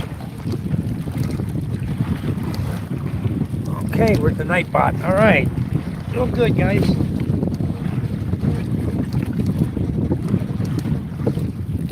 Oh, I see the net. Here they come.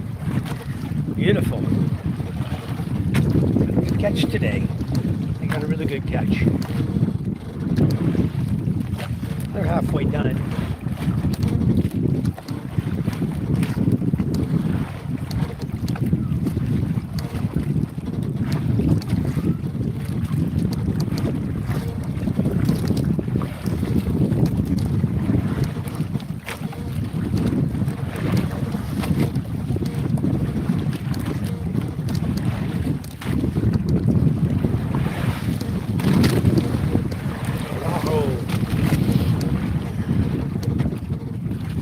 David, yes, Michael. Thinking all the time I've been in the gym, wasting all my time, wiping the big ropes up and down. Yeah, you just come out here and fish. You'll get a workout, I promise you. Your legs are going to work out, your muscles, your stomach, your arms. You'll get a workout, I promise you. This is the way to do it and still make a little money and have a lot of fun.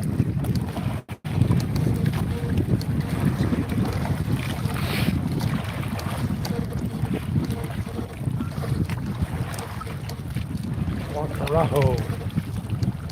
Oh, these guys mess the nets up, I'll tell you.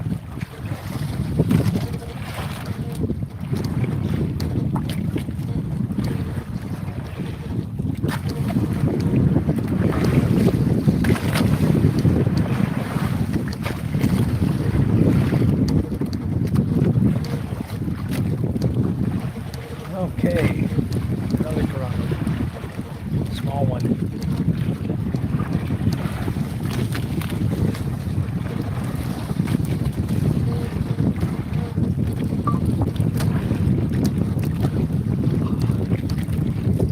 What a gorgeous day it is. Wow, it's so gorgeous. I mean, look at this. Look at the blue sky. Beautiful. Gorgeous day. The sun's over here. Way up there now. Blinding.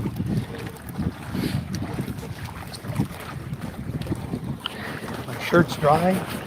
I guarantee I'm going to get wet going back. I'm going to sit in the back though. Going back. Okay, this one, even the net. That one is dangerous. That one, if the spines stick you, they have poison in the spines like a sculpin. And it hurts like hell. I've been stuck by him before. I forgot the name of it. Digao, what's that one? What's that fish?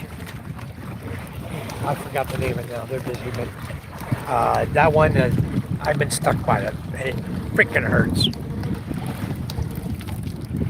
Nice fish. Yep, drop right in the boat. That's where you want it. Better drop in the boat than over the side.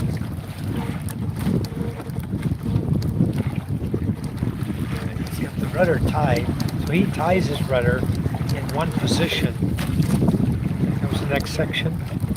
See the yellow ropes in between? That's the section. We tie them together.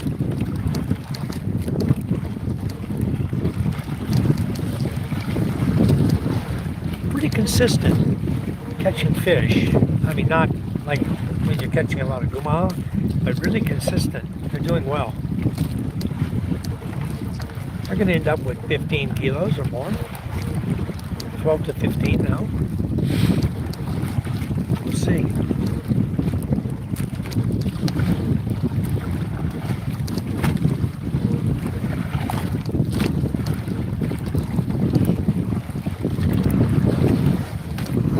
He's working overtime, isn't he? Southern day. I love the ocean. So do I. Whipping the rope. Yeah. We're over here towards Gigante. We headed almost straight out from our island towards Gigante. And came out here to fish.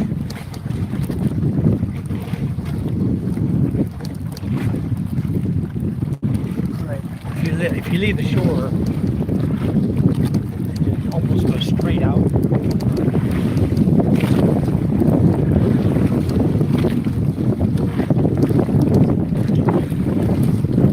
I'll try to show you over here. It's easy that direction. The sun's coming out. Gigante's over behind me. We're almost straight out.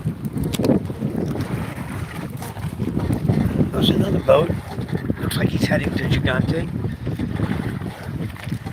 Over here behind me, from my house, this is the island I always show you guys. Where is it? Hold on, to the right of the pole. There's the post, it's to the right. Right there. That island out there, that's Gigante Sur.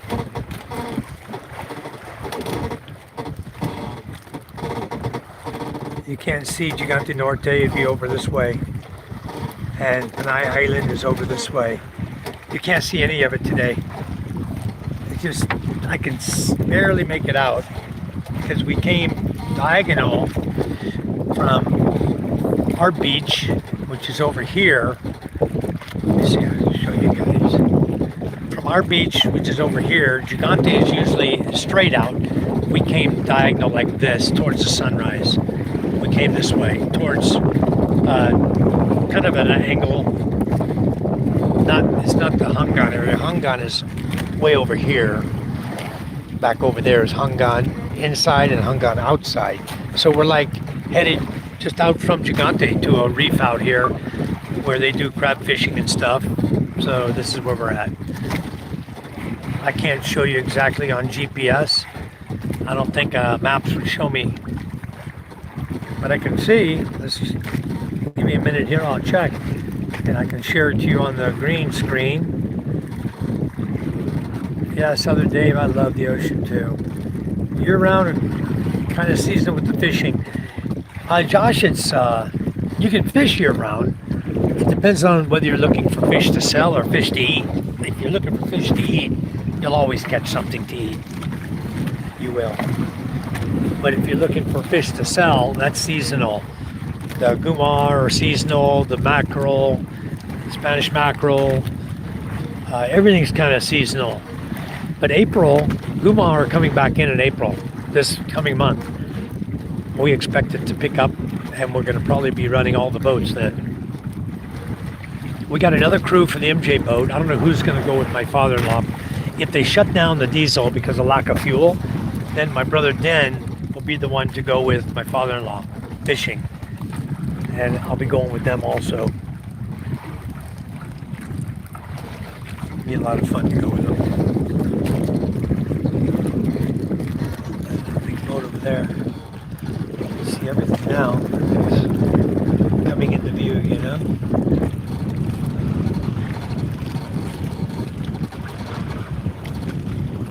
Big boat. Trying to swim on it, but wow, I'm bouncing so hard I can't keep them in my sights over there. I'm trying to see what kind of boat that is.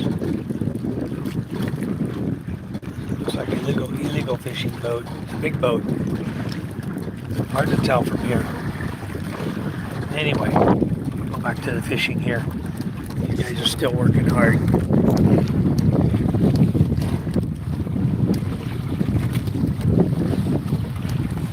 Get a nice batch of fish. It's gonna be some good eating. But we only get like we'll all get about 1 kilo, so that's 4 kilos. 1 kilo for Charm, and then these guys each take a kilo of foods, and then they'll sell everything. Charm said if it's over 10 kilos, to just let them sell it over here. And keep it in.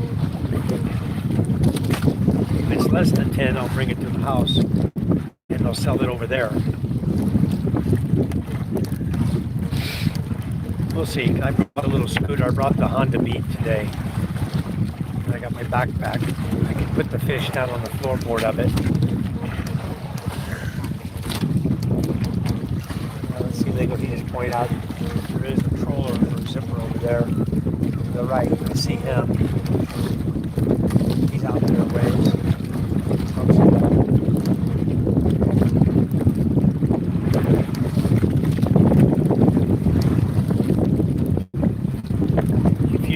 Turn in the illegal fishing boat now, then they will give you 25% of the fine. If they find the guy, 100,000, you'll get 25,000. You'll get 1/4 of the fine.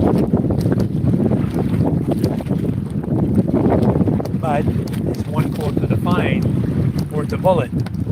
Because as soon as the guy finds out who turned him in, he's going to be wanting to send someone over to do a drive-by on you.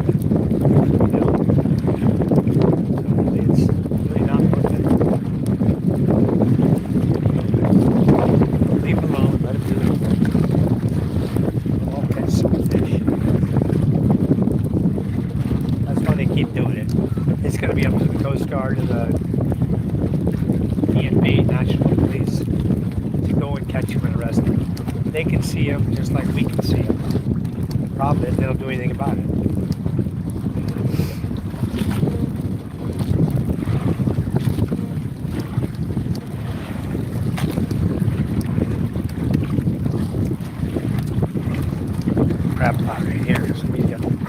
spot. I think that's what the guy was checking before.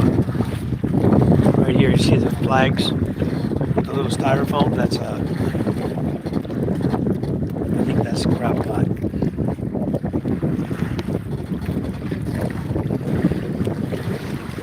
I don't believe that's their flag here. It's not these guys' flag. We're still 400, 500 meters from there. Where's their flag? I don't know.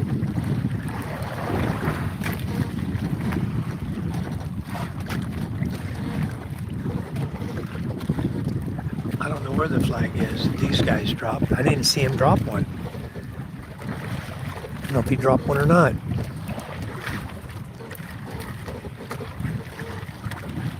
See how much net he's got piled up in front of him here, between him all the way down to there. You see the net piled up inside the boat.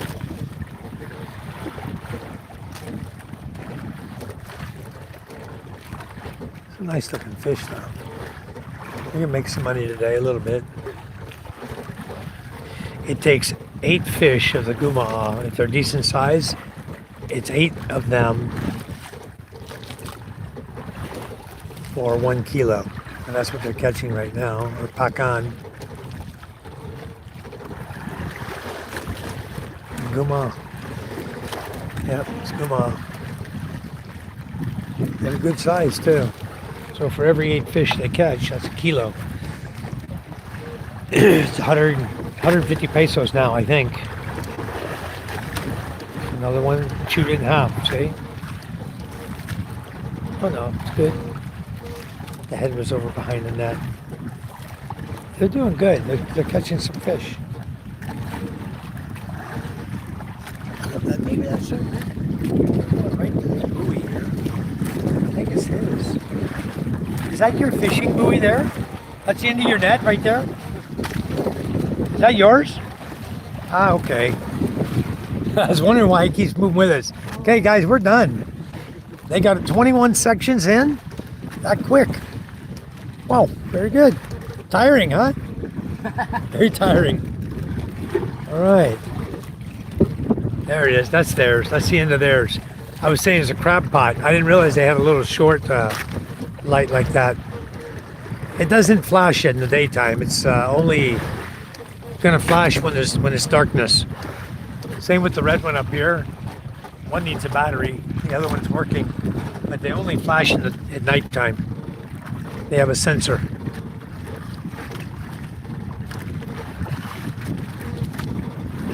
All right. I didn't realize they even had a fishing pole. I didn't see him drop it. It was dark. When he first dropped, it was dark. And he had it up front with him. He just... See, that's nice. It's like have to tie to it. Not heavy and long like ours. They make them so heavy and long. No need for that. Anyway, doing good. So let him get fired up here. Put my tripod away and I'll just hold on to the camera while we're transiting back home. All right. Oh. Ay, ay, ay. It fell out. His phone down in the bilge. It had fallen in the water in the bilge. It fell out of my backpack. All right, guys, we're back.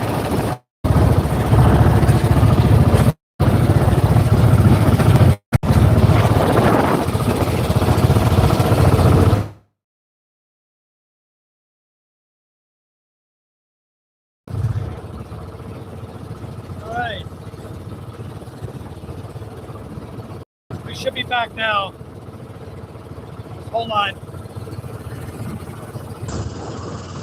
All right.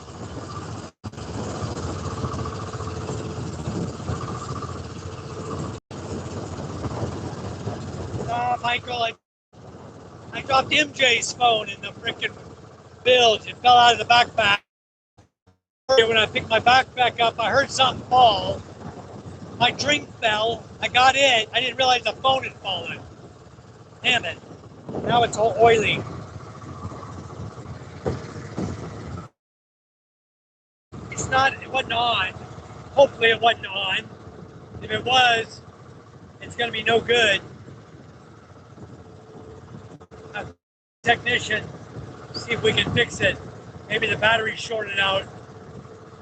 Anyway, I do see a legal zipper in front of us.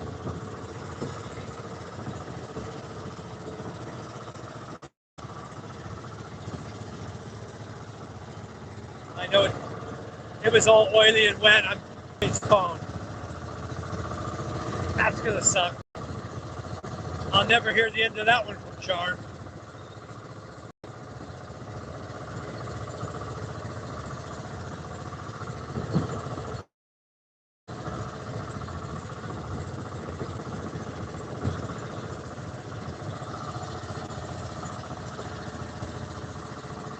Hey, we'll sit up here and enjoy the ride home. Get wet. Beautiful day to get wet. Got some good seas. We're running with it. Perfect. We'll be fine.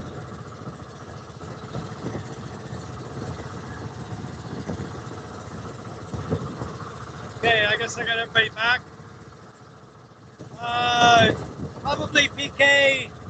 It'll end up being about I don't know, maybe 2.5, 3 liters total. Soybean taco, how you doing?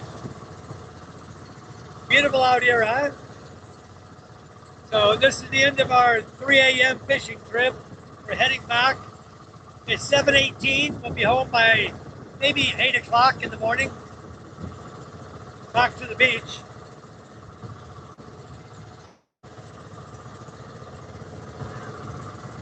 We're about 35, 40 minutes. I know, zipper.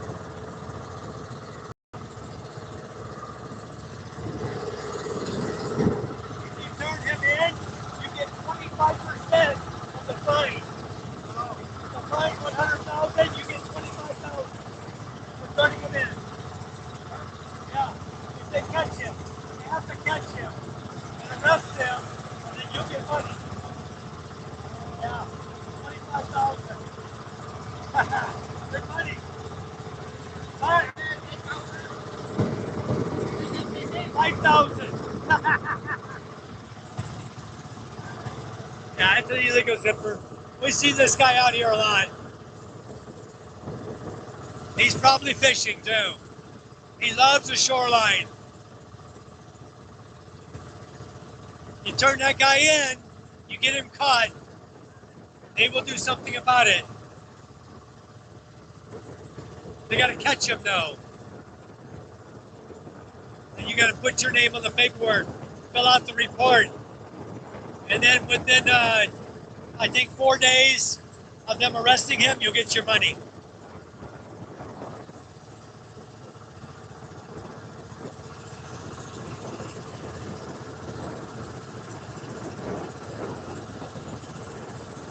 Right.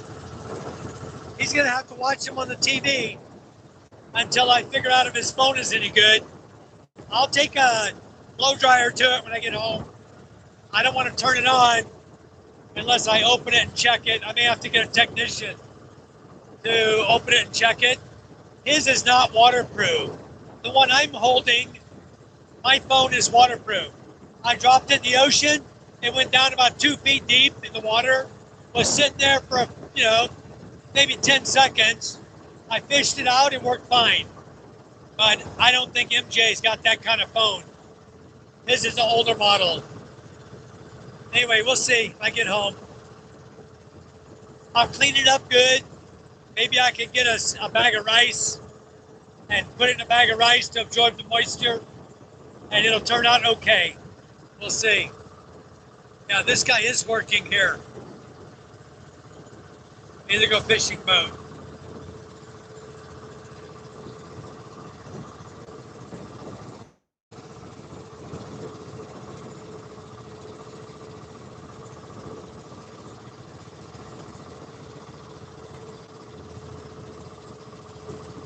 He's stupid being that close to land. Anybody can report him.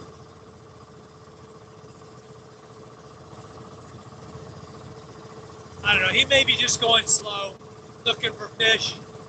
Yeah, he's moving. He's not fishing right now, I don't think. If we get closer, I'll see. if his nets are out or in. But usually when they're dragging, you see a lot more smoke coming out of their engine, out of their exhaust, when they hit the corals, and I think he's just transiting. He's just moving. Yeah, he's not fishing.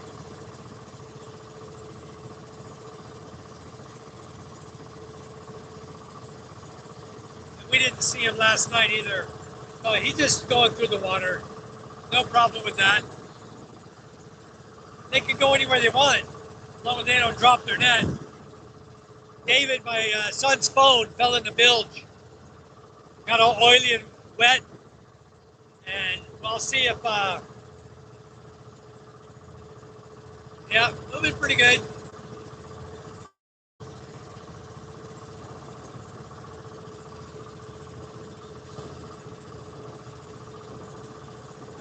We'll see what this illegal boat's doing here.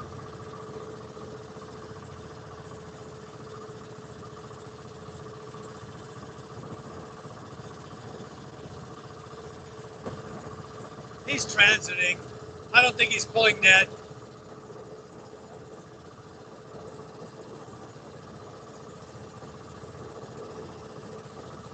But he is going pretty slow for a boat that's transiting.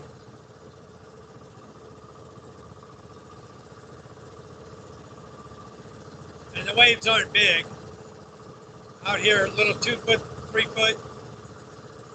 He's going very slowly for, maybe he's trying to conserve his diesel fuel. I don't know.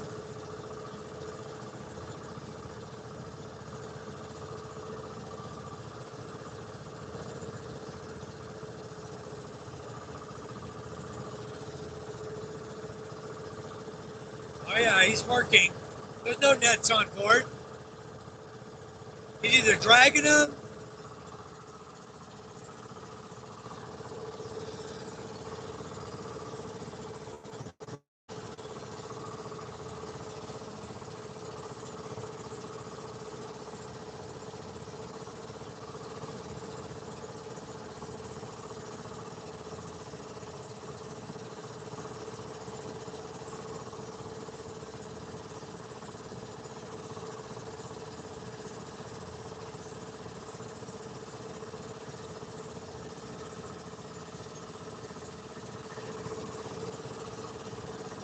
See?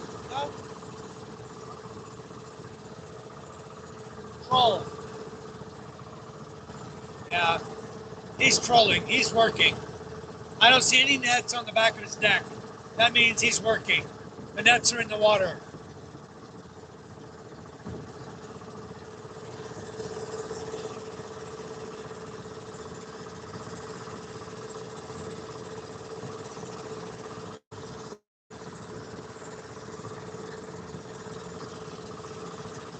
Yeah, they're working. Anyway, not worth a bullet to your head.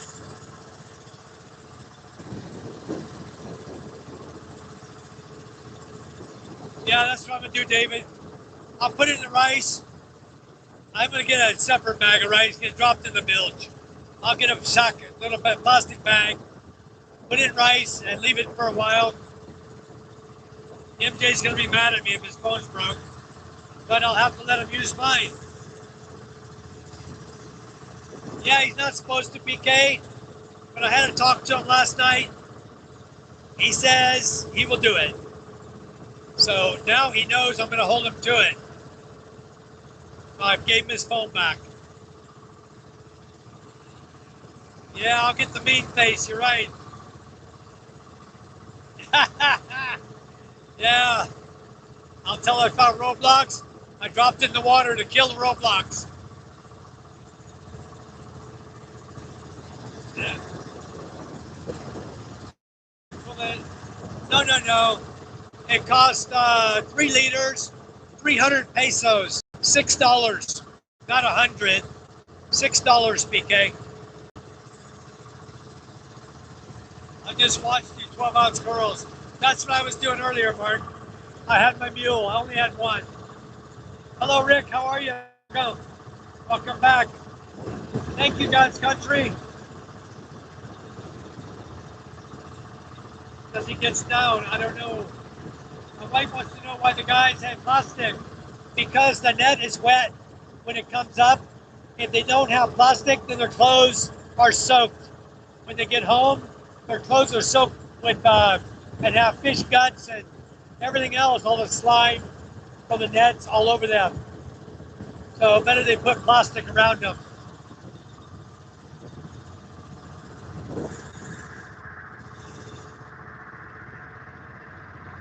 Yeah, there's guys out here that they troll day and night with their crew, and until they get their buckets full, as long as they can keep them fresh, they'll troll to their full, and then they'll take off, go to shore, and sell them all. So those guys are trolling. They're going slowly, probably doing about 2 to 3 knots, and they're trolling nets behind them.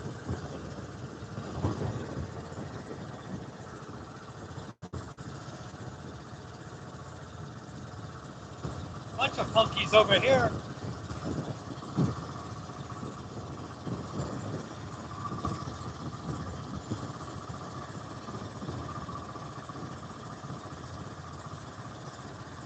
Bunch of little fishing boats.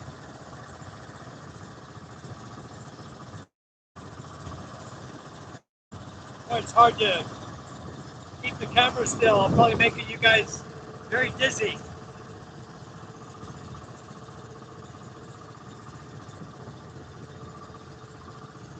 We're going about 12 knots right now ourselves.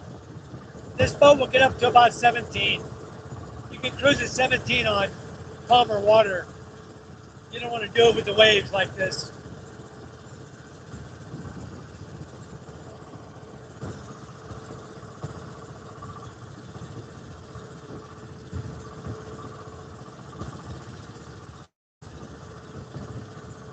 I'm looking to see if I can see the school building up on the hill, but it's hidden behind the trees.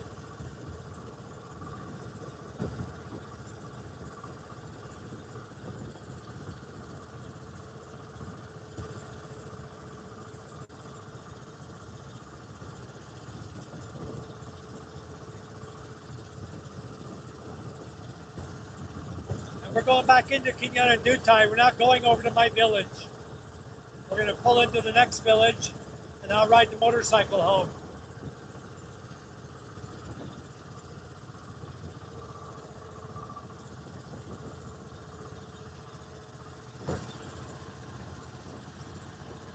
Yeah, wouldn't that be cool, PK? I'd be passing on a big day. Yeah, you get sore pulling that many nets.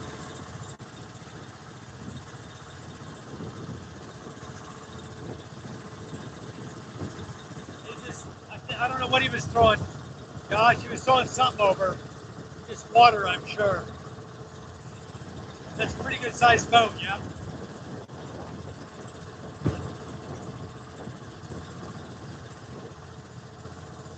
Hey, Rick.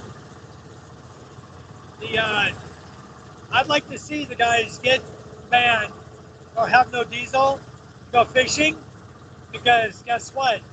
They come out of the water, I got lots of diesel. I'm ready. We'll send all 3 of our boats out, catch all the fish.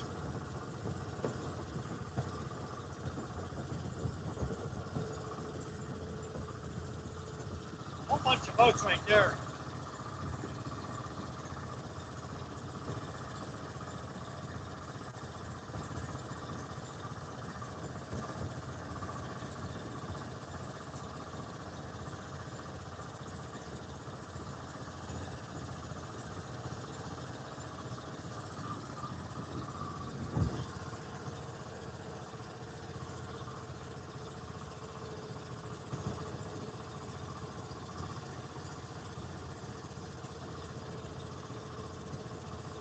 Trying to spot the school.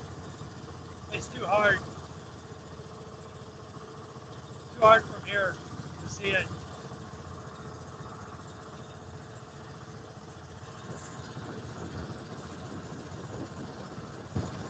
Right.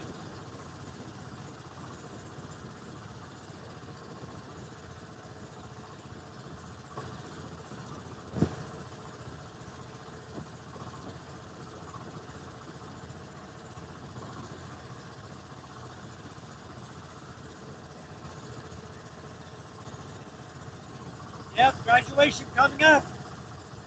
Have to add a second floor while the school is out. Wow, wouldn't that be something? The problem is you'd have to redo the entire roof again and make cement flooring to add a second floor. You have the second floor, you tell them grades 1 through 3 is on the second floor, 4 to 6 on the first floor, and then kinder can have that old building that's falling apart. Or maybe we make a smaller classroom for the kinder. Then that bed could keep their old building, let the roof blow off, or at least our kids will be safe.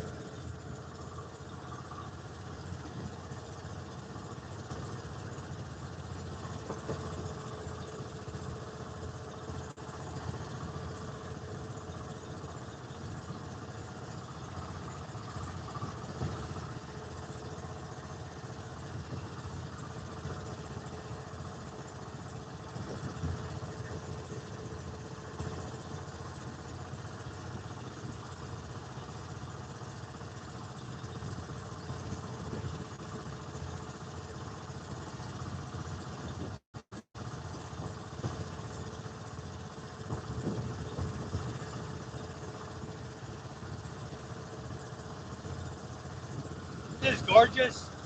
Blue sky everywhere. A few clouds over Panay. The rest of the sky here, absolutely beautiful. A little hazy though. Of course, my glasses. It looks hazy to me.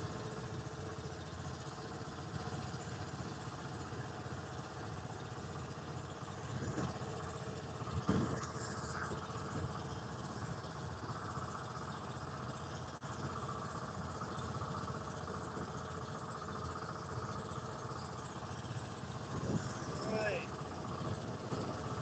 Try to miss nothing.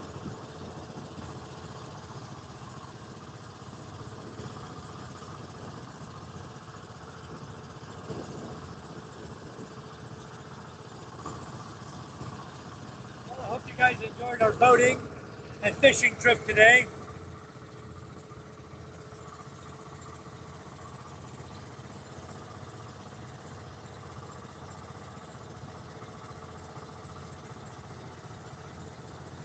I prefer the night fishing and watching the sunset, but these guys have been doing a lot of morning fishing. I wanted to come over and fish with them. So here I am.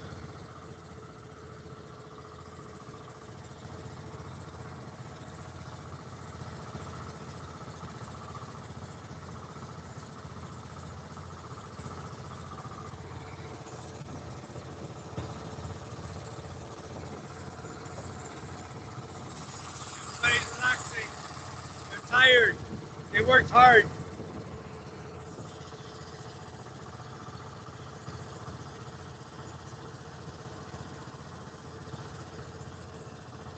Yeah, the motor's nice, you know? Just diesel engines running, no muffler, pushing us through the water. It's awesome.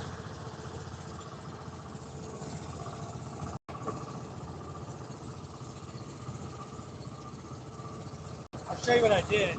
I wiped off MJ's phone with dirt. Look at this.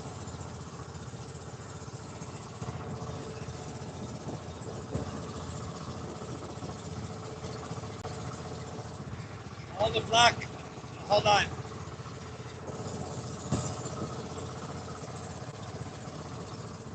That's gonna piss off Judith. You gotta scrub it.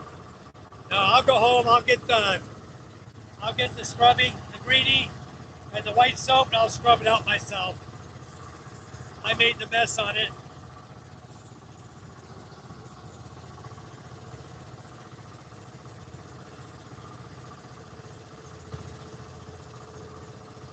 This is the life, guys. This is living. This is enjoyment. It beats the hell out of anything I found in the USA, ever. At a third of the cost, or a quarter of the cost.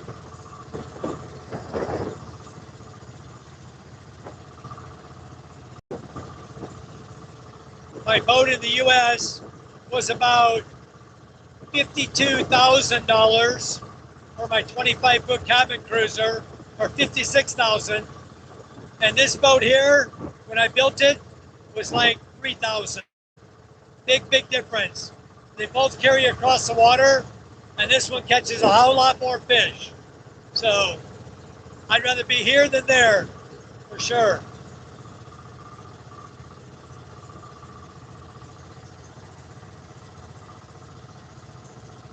Yeah, it's a fishing shirt. I hardly ever wear this. I wore it because it's got long sleeves. I wanted a long sleeve, but it's cold at 3 o'clock in the morning on the water. I still wear my shorts. I didn't wear my jeans. I have a pair with me. I didn't put them on. It's okay. You don't need them. It's never really cold here. Yeah, Rick, you're right. It is about 60 times cheaper, actually. It's so beautiful here. No stress, no worries. Nobody to bother you, you know.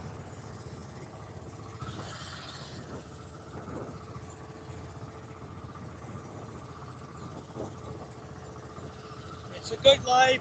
It's a good place to raise family. It's like the perfect environment. I love it here. Having the beach, having the hills. You know, you have everything, the best of everything. And no snow. That's just a kicker. You don't have to worry about getting cold here. Never cold.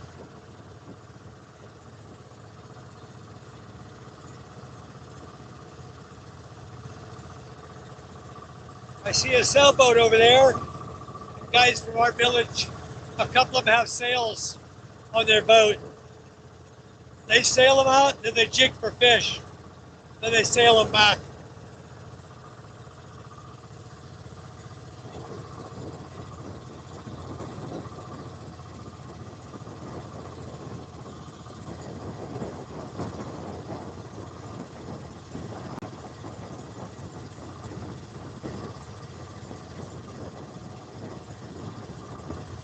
White sail, and a guy with a blue sail.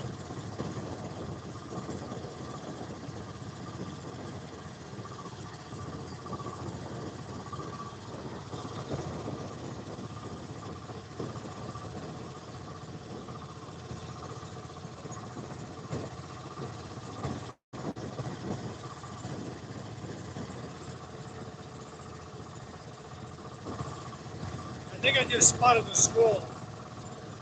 It's right behind that post. Let's see.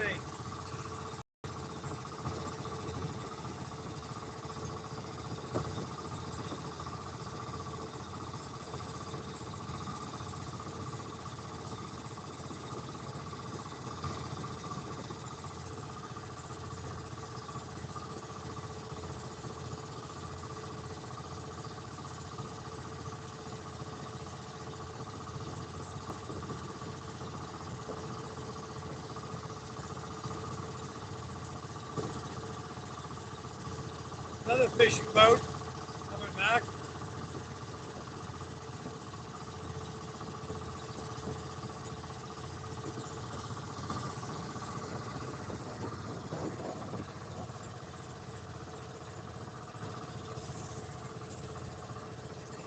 We're going right there. That's where we're going.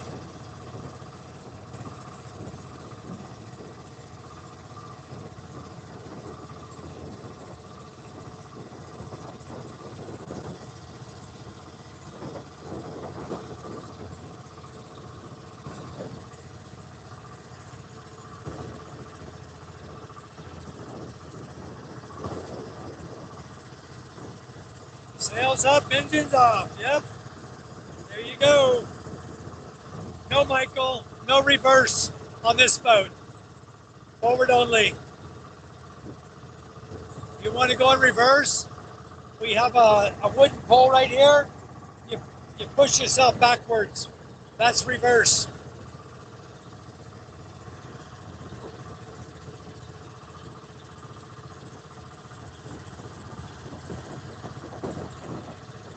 DK, why in the hell would you want snow? My goodness. It's 30 degrees here. I'd rather be there too. Yes. Who the hell wants snow anyway?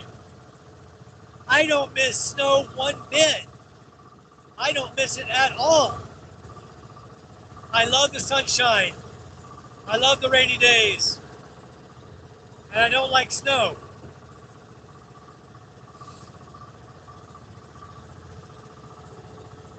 His shorts still got wet, but it keeps a lot of it off of them, you know. They still get dirty with the mag even. The best sleeping spot, right where he is. That's the best spot to sleep, right on the front of the boat.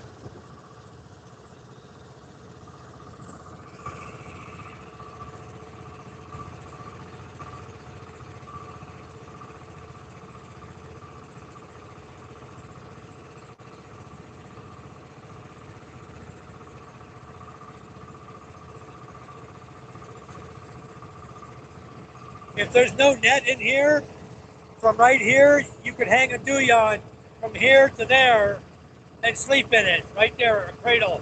If there was no net, it's big enough to sleep there. A hammock. By dooyan, I mean hammock. If you have a hammock, you hang it there. You can sleep there. I forgot you guys don't know what a dooyan is. Another sailboat, BK.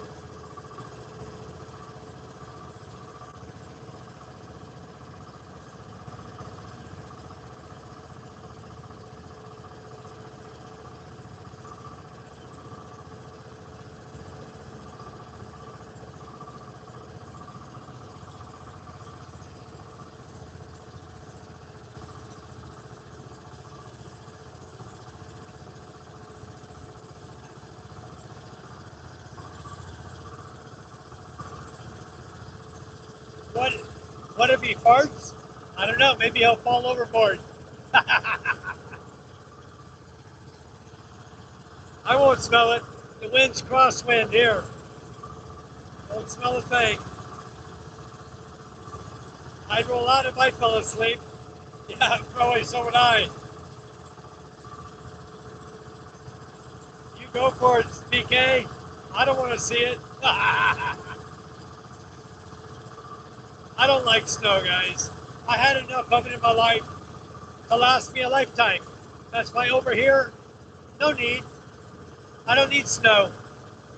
And my kids, we went to Dream World in Thailand, and they got to experience the snow world. They don't want snow either, none of them. It's freezing cold, they don't like it. Charm didn't like it either. They had fun sliding down the sleds. They had a good time, but they don't want to have cold.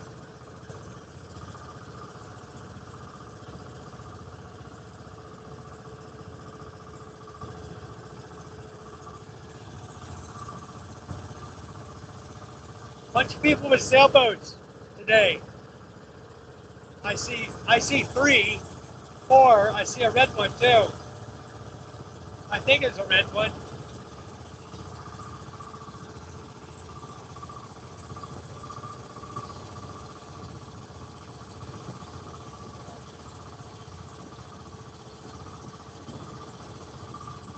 I see white,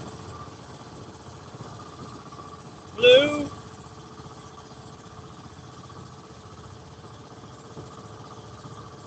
another blue or black.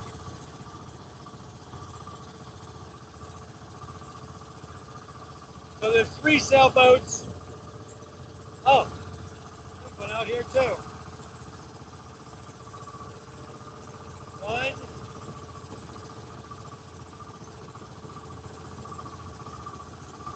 2, 3,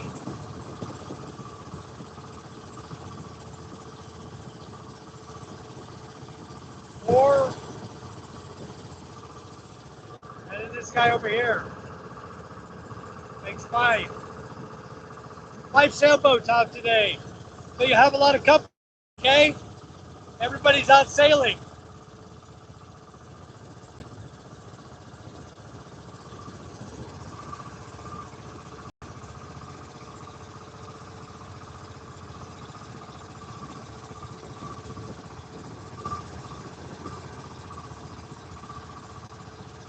I guess I should make a sailboat, huh? I'll take my father-in-law's CJ boat, CJRJ, and make it into a sailboat. That'd be cool.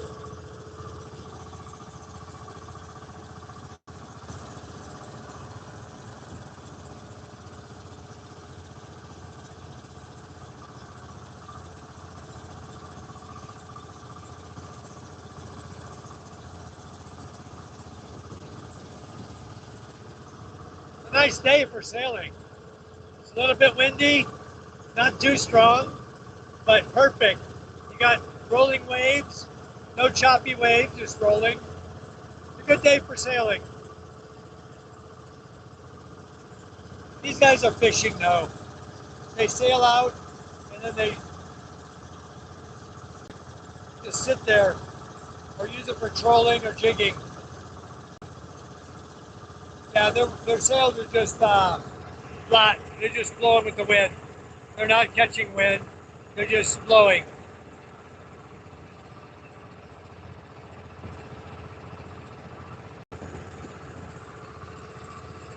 Good day for fishing. That's why if there ever is a lockdown, we still have our livelihood. We're fishermen, recognized by the government, and they don't stop us from going fishing. Now, these guys are all with sails. That's smart. No diesel. This big boat, never mind. You need diesel. A little sail would do nothing for you. It wouldn't hardly push the boat. You need a big old sail.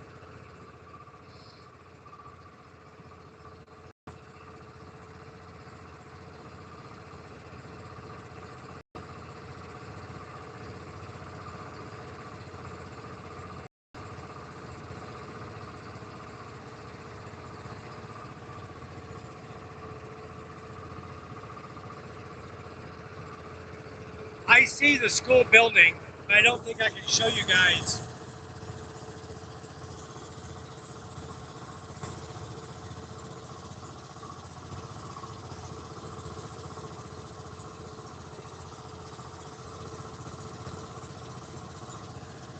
And I'm only seeing the very top of it.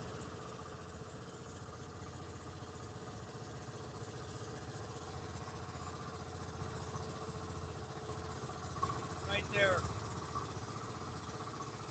This one is a high school. And just over from the high school is our elementary school. I believe we're looking at it right there.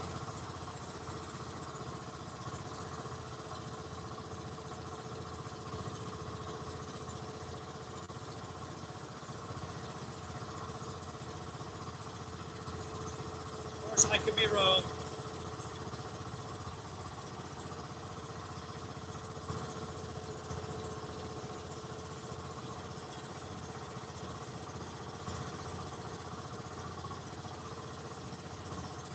That looks like the big high school there.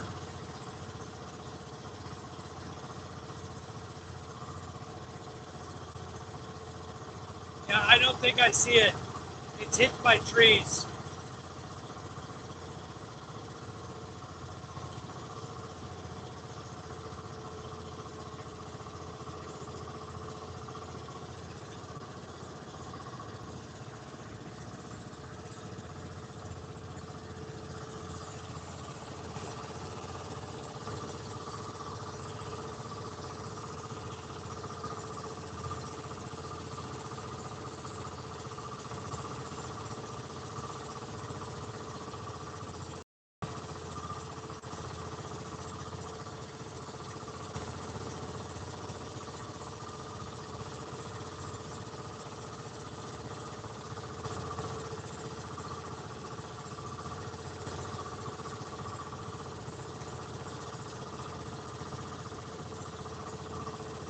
That's the graveyard up there.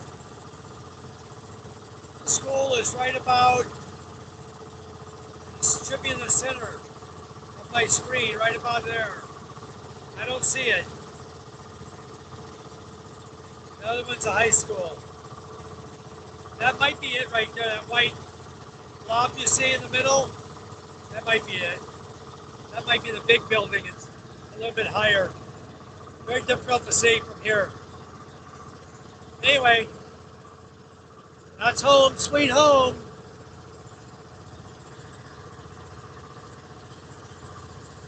All right, Rick. Cap for short.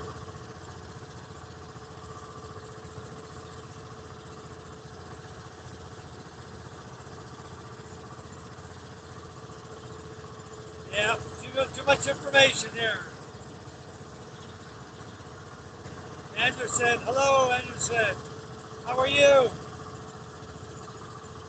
Fuel needed to sail, that's right. Hello, Skibadoo, how are you?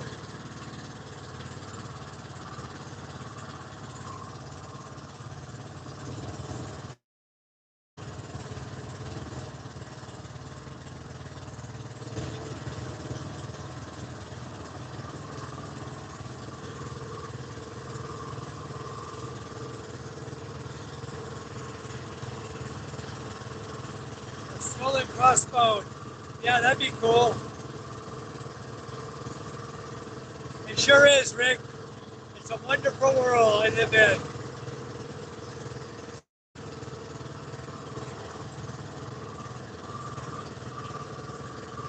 Yep, sailboats are good.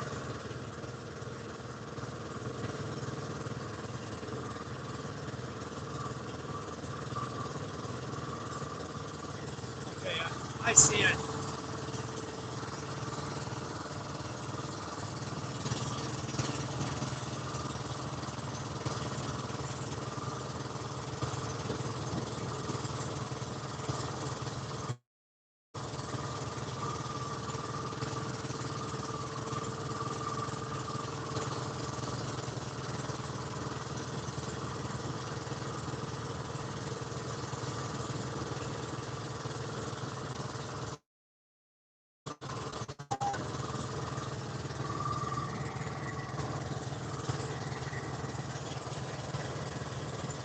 All right, fishing up. He's line fishing, jigging. They know him. He's from Kenyan Dutai.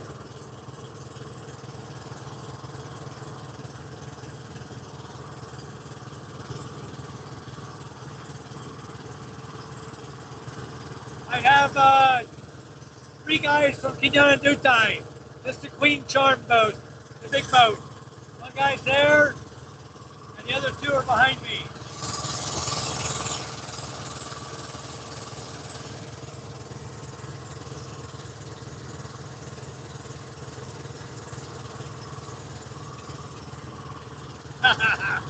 Your smartphone's too smart.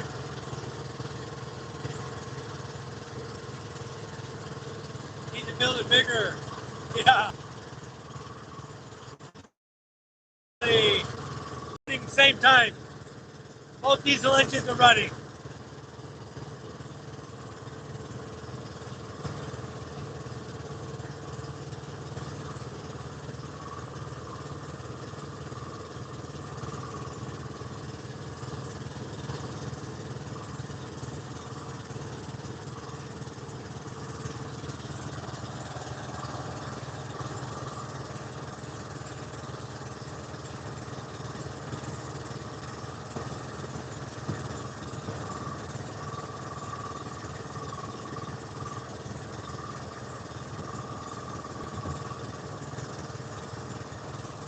That's Hensatolo Island. Right there on your screen. And then over here is the end of Masbate Island. That's Kalampang down there. And you got Pukanawai. And then you got Mabuhay. Mabuhay right here. flood control project. Yep. And then you have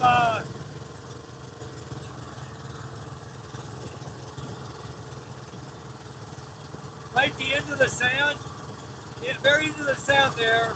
That's San Andreas. And then over here is where we live. Pinata Tonga. But we're going to Pinata Dutai right here.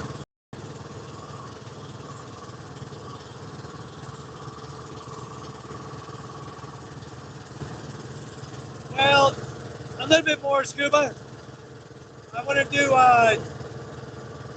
this boat every now and then, but as long as I'm doing morning fishing, I value my morning sleep. I just wanted to do one trip, see how these guys are doing. They're a good crew. I enjoyed it, had a good time with them. I may do a few more trips, we'll see. There's our fish, guys.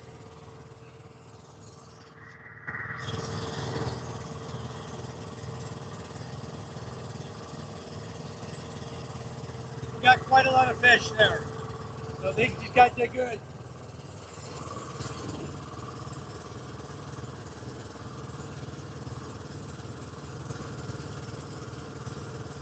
This boat's big enough for you guys to go fishing, Scuba. You come over and ride this boat, no problem. I got seats back here in the back. You can just sit back here. You and Lady both. Over the engine. A little noisy. We'll give you some earplugs. You'll be fine. Now I can see the school, guys. That is it, right there.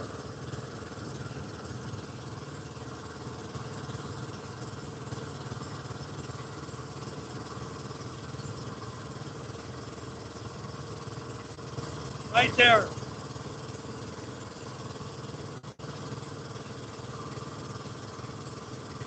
Hard to make out, but it's there.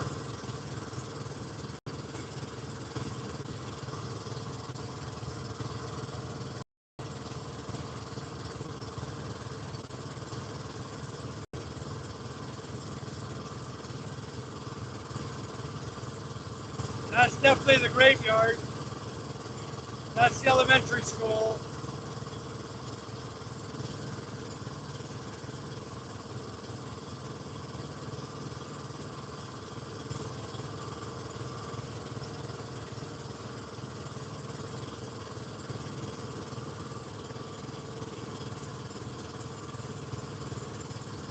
That's the high school, right there.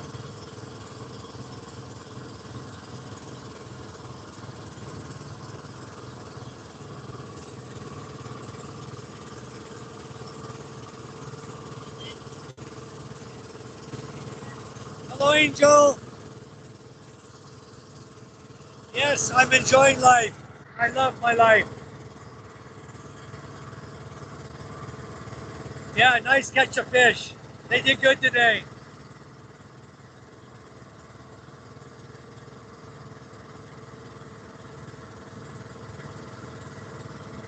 BK, it'd be quite expensive because you would need good structural support to hold the post. And you put the post up, you'd have to really support it well. And then put a sail on it. A lot of pressure when the wind's hitting it. And you can make it out of wood, but it'd be like a telephone pole, you know? It'd be difficult, but you could do it. He's gonna put all the fish in a bag.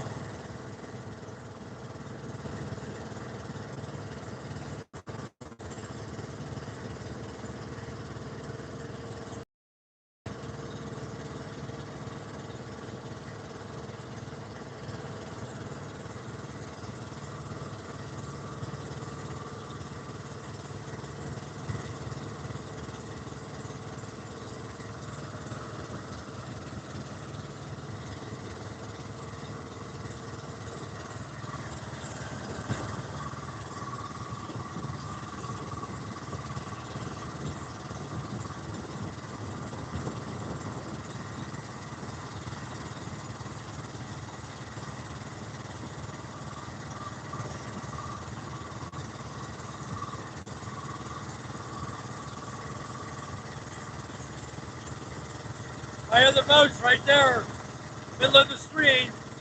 That's my other boat, Michaela boat. Right in the center. You can see the bright orange paint, orange and white. Yep. So,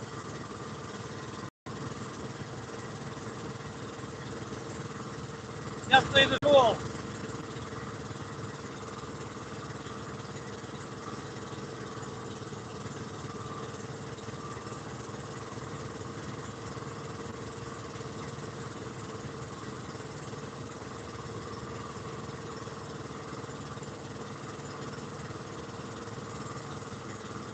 This is the house the guy made like a ship in Dutai. He's a boat captain that made his house look just like a vessel.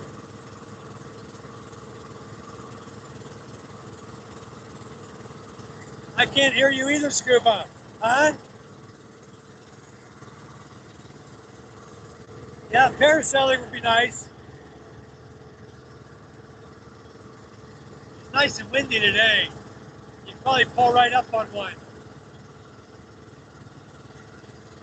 You have to put a deck on the back of the boat to land your parasail. You need a flat deck area.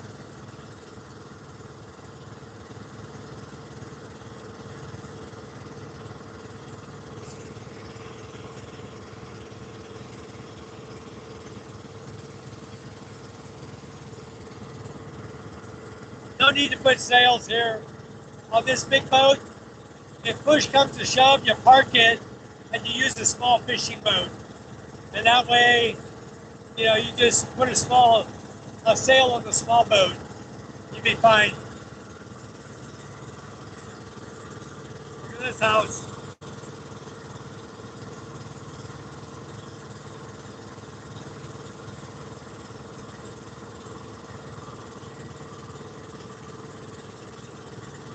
Big house, huh? I think a foreigner owns that. Beautiful house. Another one over here.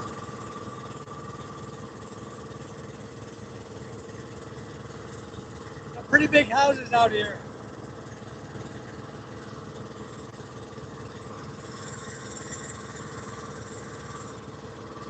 Right there, my garage is just to the left of that church, about 100 meters off the beach. That's San Antonio.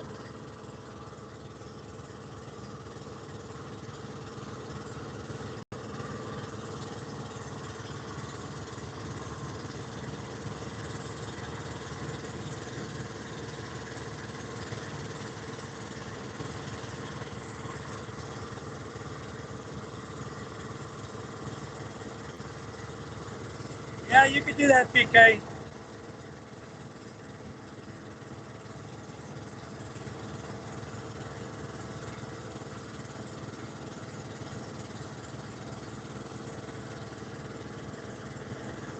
See how calm the water is now?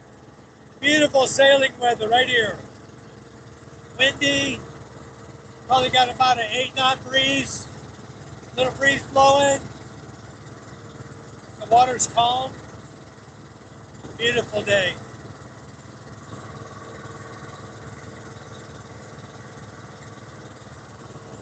I know I have the good life, a wonderful life.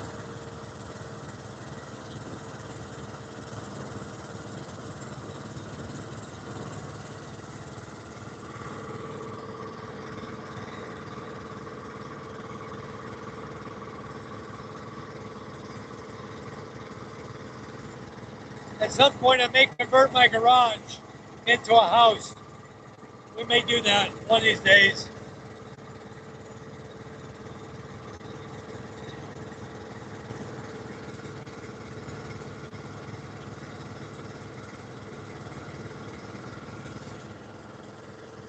We're at low tide.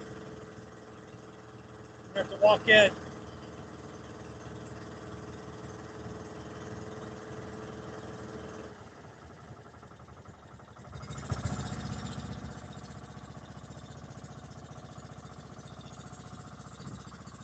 Anyway, guys, you see the guy walking out there. He's walking on the sandbar.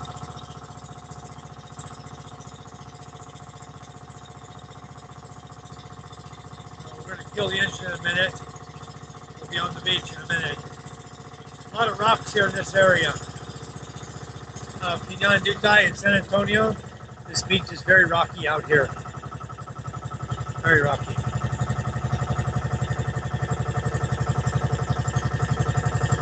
The guy that built this boat for me lives right over here. Lives right over here in this area. That's the guy who built my boat. Lives back in this corner of Pinan Dutai. Hello, Carlito. His wife passed away. God bless her. You can see the bottom of the ocean now. You see the rocks in the ocean underneath us. It's clear. It's about 6 feet deep right here.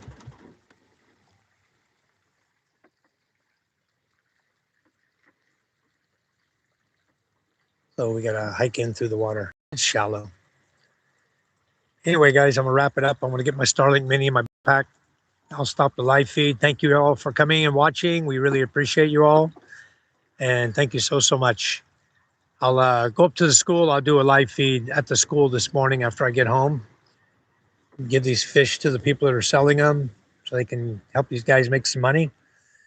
We'll get ourselves to the house. Take care, guys. God bless you all. We love you, and we'll see you guys very soon. See if I missed any chats. 5-hour fishing trip. Yeah, not a bad way to spend the morning. Not at all. Thanks for the trip. Thank you, Kuma, for joining us. So, all right, guys, take care. And we'll be live at the school later this morning after I get home. Bye for now.